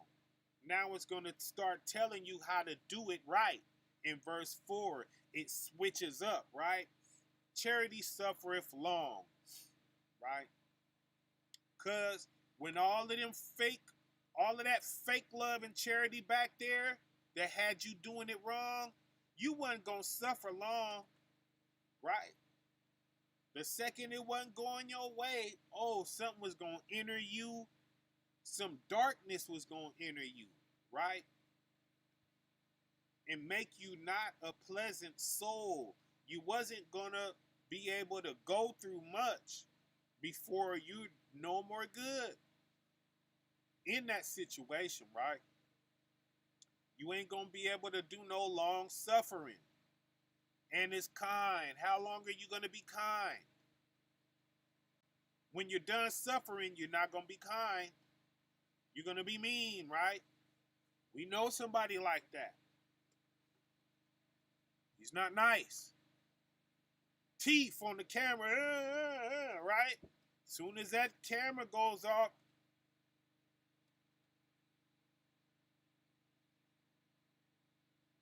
right? Jump on the phone. He's mean. Cuts you off. Shut up. This and that. Blah, blah. Hang up. Wow. You know? Not a nice guy at all. See that? Not kind. Very mean. Militant. Cut you off. Won't let you finish your sentence. Right? Got the nerve to be saying, interrupt the man not in his speaking, and that's all you do. Interrupt folks. It's okay for you to do, right? Right? But seek not her own. Seek not her own. Nothing belongs to charity. This ain't mine. You know, I got it in my hand, but it can leave my hand just as fast as you see it in my hand. Right? Nothing belongs to me. This is not my ministry or any of that. This is not mine. This is Christ's. Right? All praise to the Most High. You'll never hear me talking about my church and my congregation and nah. This is Christ's. And this is for the people of Christ. As y'all show up and apply more of yourself, we're all equally gonna just take the ownership of this thing with Christ at the helm, y'all. Right? All praise to the Most High. So if you fronting on what we got going here, and you know this is your own situation that you're doing that too, right? We're gonna know what the world wants, or Christ's world, because you know Christ's world is a world. Us who are in Christ out there, we're gonna know what you want and what you're ready for, because we're gonna see this grow, right? As you get sick of all of that other stuff that's going on out there, and you ready for real love and to, you know, be involved in something like that, then you're gonna see this grow, right? Seek if not her own. This ain't mine, y'all. It's all of ours. Under the influence, the total influence of Christ, right? It's not easily provoked. Diss me right now. You're going to see it in the future. You're going to see a lot of people talk crazy to me, and they're not going to get the response that you think that they should get. Right? Like, man, come on, Bronze, let them have it, man. Let them have it. And it's like, I'm not going to let them have it. Right? It's going to be a whole bunch of conversation in between where you think I should have been, done let them have it. Right? Because I'm not easily provoked. Right? Thinketh no evil. That's why. Because I'm not sitting here on edge already, ready to jump into an engaging fight with a person. Right? Nah. I'm not thinking evil. I'm thinking love in my head while we're talking, while we're having our dialogue. Right? 16, rejoiceth not in iniquity, right? I'm not getting excited about you sinning, right? Sinning a sin that you know is a sin, but you're still going to do it anyway, right? Somebody who don't know what they doing, you're going to see me delight in them more than somebody who call themselves of this truth, and you're just busting up the faith, man, in front of all of our face. You're letting us know how you wipe your feet on our faith and on our Savior and on our, you know, the ordinances that we're supposed to be following and things like that. You know, it's a lot of people in front of us just to be rebellious and unruly, and they think it's funny, right? They're coming around like it's jokes all the time. Nah, this ain't jokes. This is not jokes. You know, you wiping your feet off on our faith, man. You know, straighten up, carry yourself better, right? Rejoice not in iniquity, but does what? Rejoice in the truth.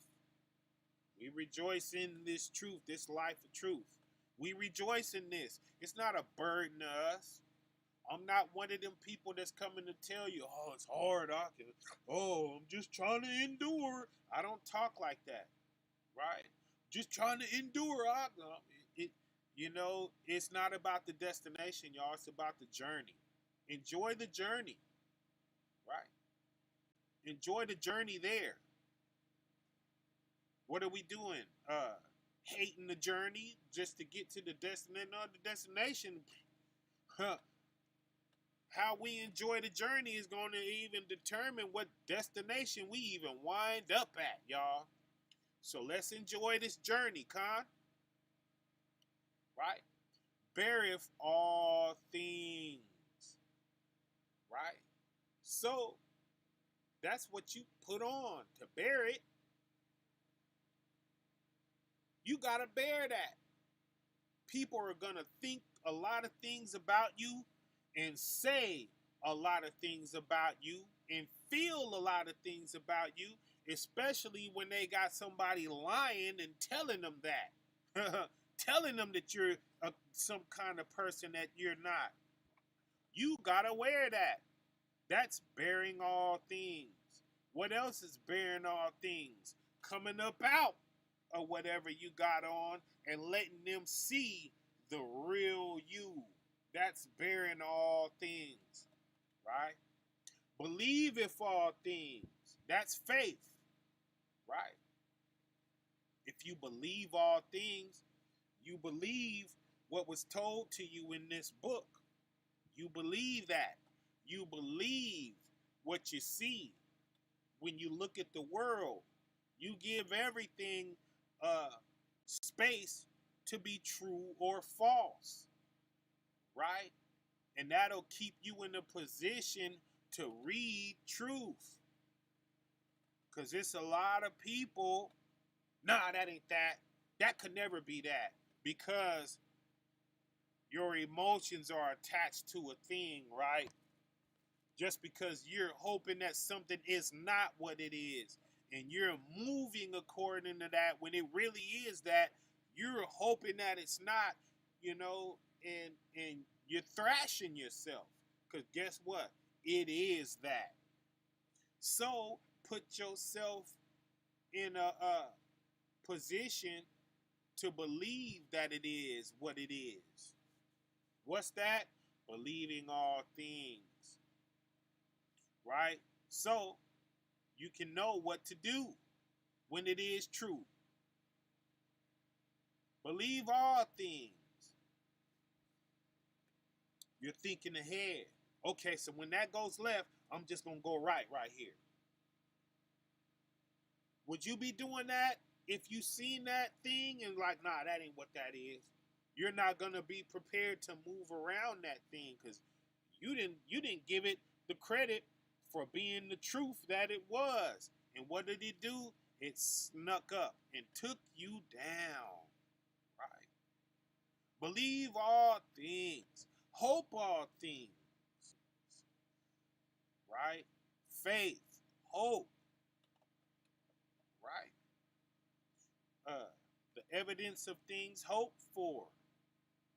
Right? The substance of things hoped for. Endureth all things. So endure. So no matter what you see, you ain't gonna let it fold you out, right? You ain't gonna let it take you down. You ain't gonna let it stop you. That's very important that we keep on going. How we was talking about with the suicide person, right? Your whole life would have changed if you would have kept your brains in your head for another 2 weeks, right? Because the devil hits. Bang, the devil hits us. Oh, it hurts. It's painful. Oh, man, we looking We like, man, why am I even alive? Why do I keep waking up every morning, right? The devil bruised you. But man, the Most High was coming. The Most High, he's like, man, don't even worry about that. When you see what I got for you here, you ain't going to even care about that next month, right? Give the Most High time to respond. Because all good gifts come from above, right? So when the devil strikes with his negativity, the Most High is coming behind him with some positivity. So keep hanging in there, fam. Right? Endure all things.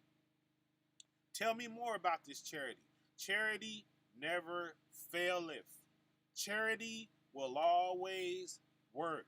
If you see somebody down and you have something that would pick them up and you give it to them, it's going to do what it set out to do. It's going to pick them up. Same goes for you. If you're down, if you're hungry and somebody gives you a meal in the vein of charity, it's not going to fail. Is not that meal going to nourish you? Yes. Charity will never fail, y'all. It's always going to do what charity does. It's going to put something somewhere where it wasn't before somebody actually put it there. See that? So that's why we are a whole bunch of little Most Highs around here. We're creating, right? The way he created us in this earth and everything in the earth, we're creating the same way with our charity. You know what I'm saying? Something's not here, we like it. Well, guess what I have? Boom! Right? That's a creation. You see that? That's what charity does, y'all. It puts things in places where they wouldn't exist otherwise. Woo-hoo! Glory to a higher, right? So that never fails. Charity will never fail. But whether there be prophecies, those prophecies are going to fail. They ain't going to last as long as this charity here. You see that?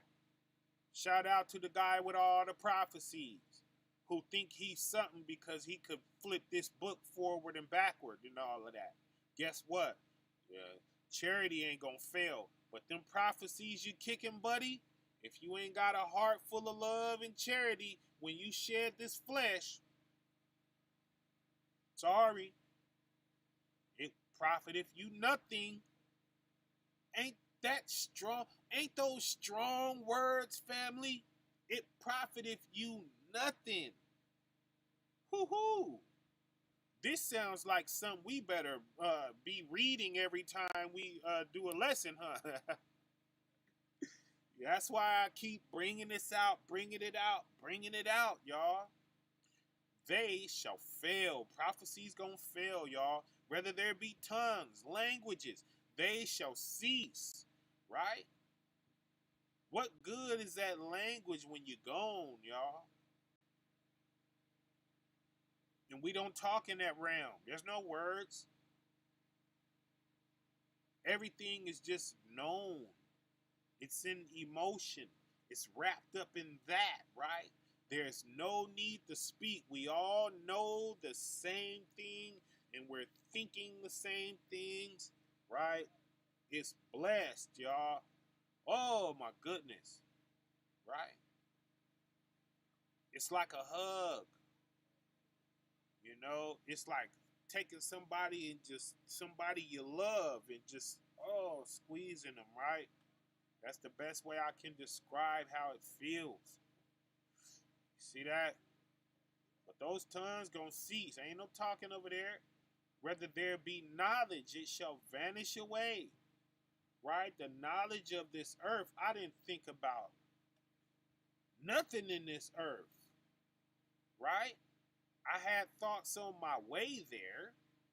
But once I got up in there and that new knowledge had hit me, that knowledge I'm telling y'all about where it's like I knew everything, that was the best way I could describe it. It's like you know everything. You stop wondering. I don't wonder anymore. Or our guy, he called it confusion. Confusion faded. Right now, there's a feeling of confusion, and I didn't even know it, but I felt it. I felt it constantly, and it never left. It was always there, even in times where I didn't feel confused. I understood that I was confused, right? That's faded. That's no more. I don't feel that confusion anymore, right? That's gone. And it's going to tell us about that. That's the glass. That's seeing through the glass darkly, right? And knowing in part. But once you know in full, the things that you know in part, they vanish. I know what that feels like. That's a total feeling, right? 9, for we know in part. Here we go. For we know in part and we prophesy in part. If what we know is partial, then what we open up our mouth to speak is going to be partial too, ain't it? Yeah. 10, but when that which is perfect is come, then that which is in part shall be done away. So what is perfect? When that which is imperfect has come. I felt that, y'all. And that's why all I want to read is this. Because this is perfect and it got rid of everything that was partial.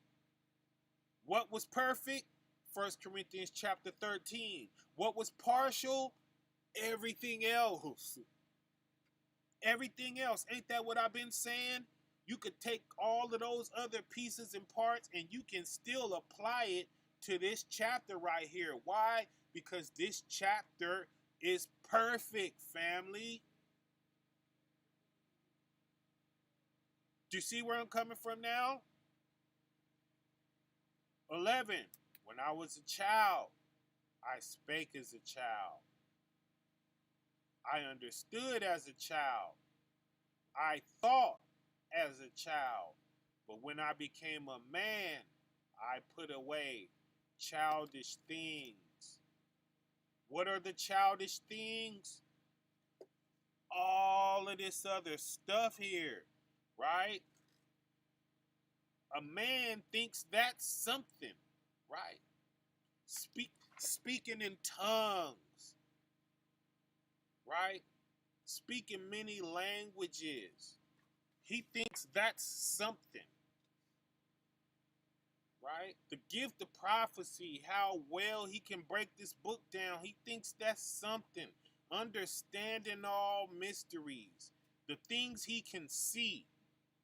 And people are always going to give you the attention that you was looking for when they see you break down the mystery. Like, whoa, how did you see that? What kind of mind do you have, brother, that you saw that? Oh, you're going to get all of that praise, right? Guess what? It means nothing. You got all the knowledge, you got all the faith, you got all this, right?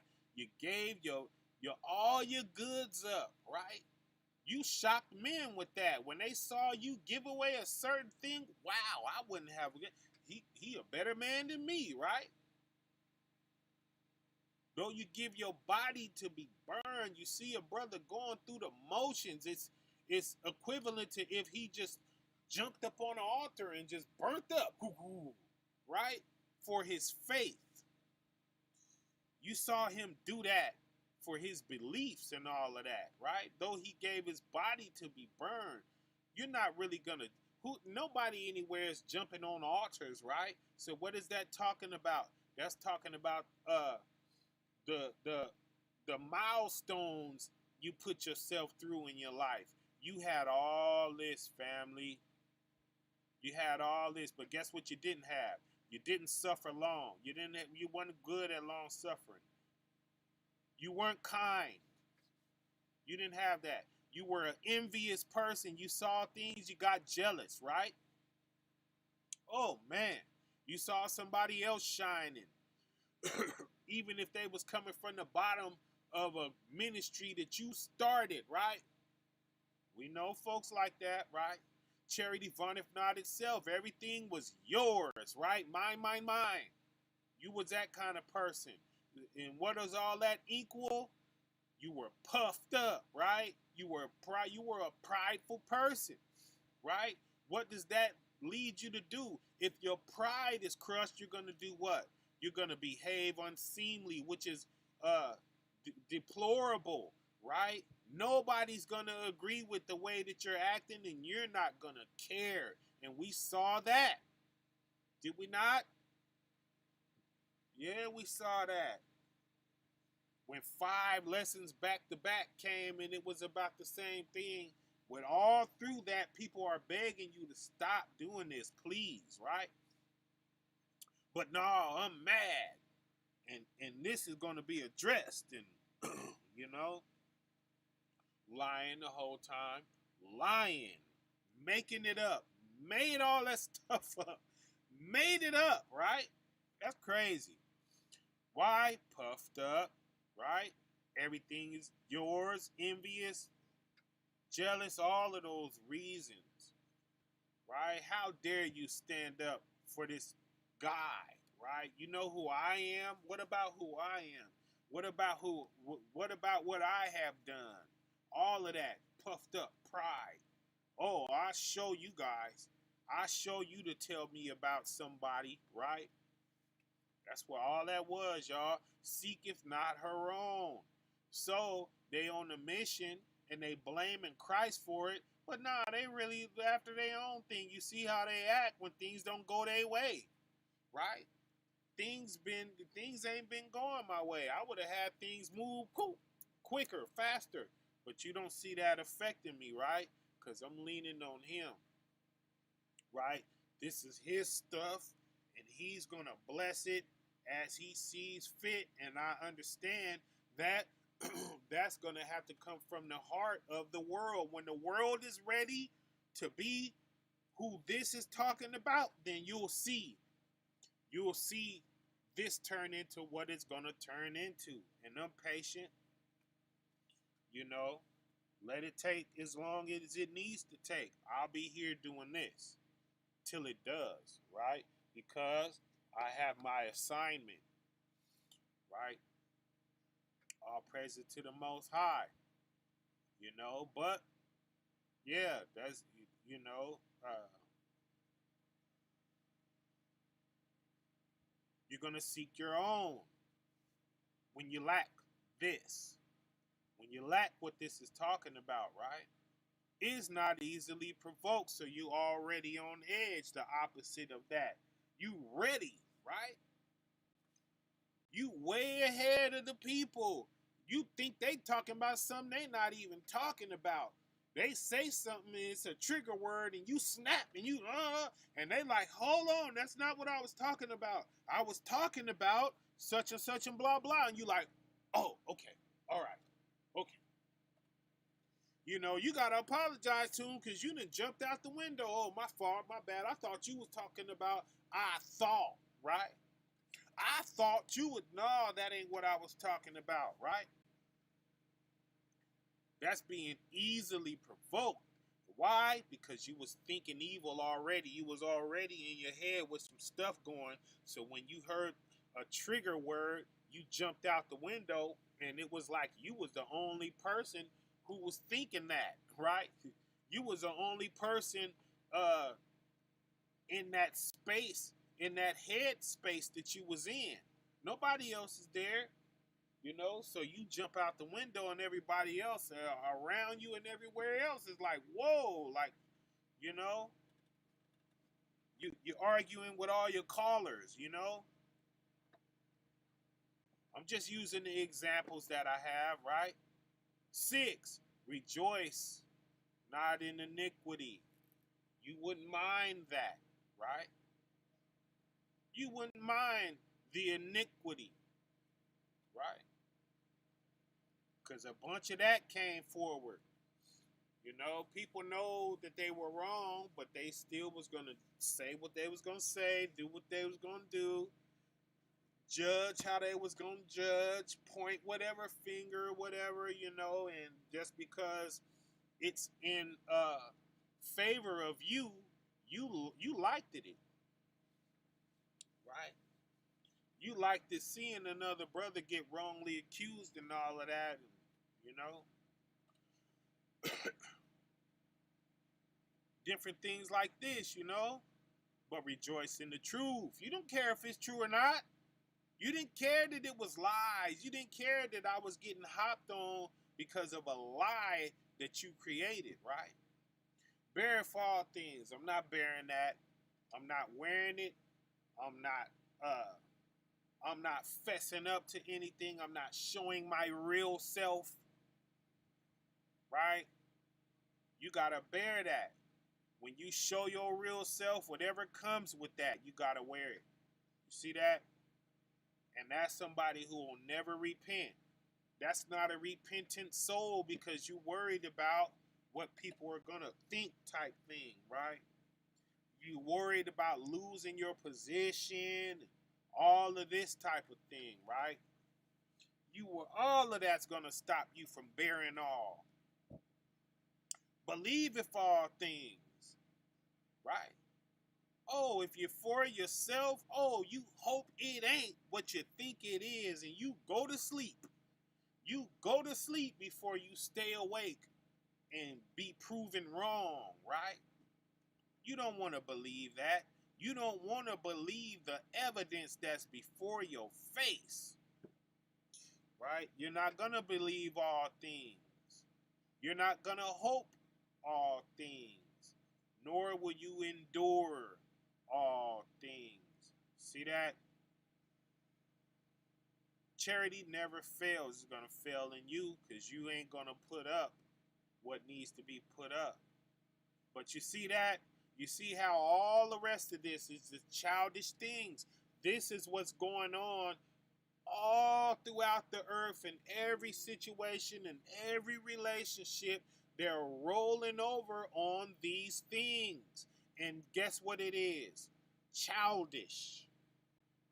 Childish. When I was a child, I spake as a child. I understood as a child. I thought as a child. But when I became a man, I put away childish things. Those childish things that you put away are all of these things we discussed, right? That's what they are. 12.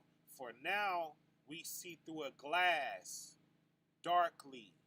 You can't really see. You're trying to see, but you can't really see. And this was before the mirror, right? You have to try to catch your reflection in something. But then face to face, right? But then face to face. See that? But then face to face. You spot your face in this reflection, right? Oh, there I go. Right? Yeah, that's my nose. That's my eye. That's what you're doing, right? Then face to face. Now I know in part, but then when? When you start seeing yourself, right? That's when. But then shall I know even as I am known. Now you can see like you're looking into a mirror. You can clearly see yourself, right? Now you're accurate in everything you do. Now you're accurate now. You couldn't see yourself before, right? But now you can see yourself and you can, okay, I need to change this, need to rearrange that, I need to put more of this, I need less of that, right? And you can just perfect yourself. And now you're accurate. And the way that the world is looking at you, you're looking at yourself the same way. You can assess yourself. You know exactly what you are worth. See that? Yeah. But then shall I know, even as also I am known. Now you know yourself how the Most High knows you, and how the earth is looking at you. Yeah. 13. And now abideth faith, hope, charity. These three, right? Faith, hope, charity. But the greatest of these is what? Charity. And we know faith and hope, those are important. Most would feel like, man, if you don't have faith, and you ain't nothing. And if you ain't got hope, then you are nothing, right?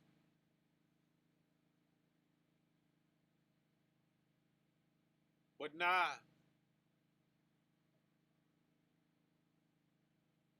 you can have no faith, you can have no hope. But if you have a heart that just wants to do and wants to give and wants to show love and wants to bring folks up,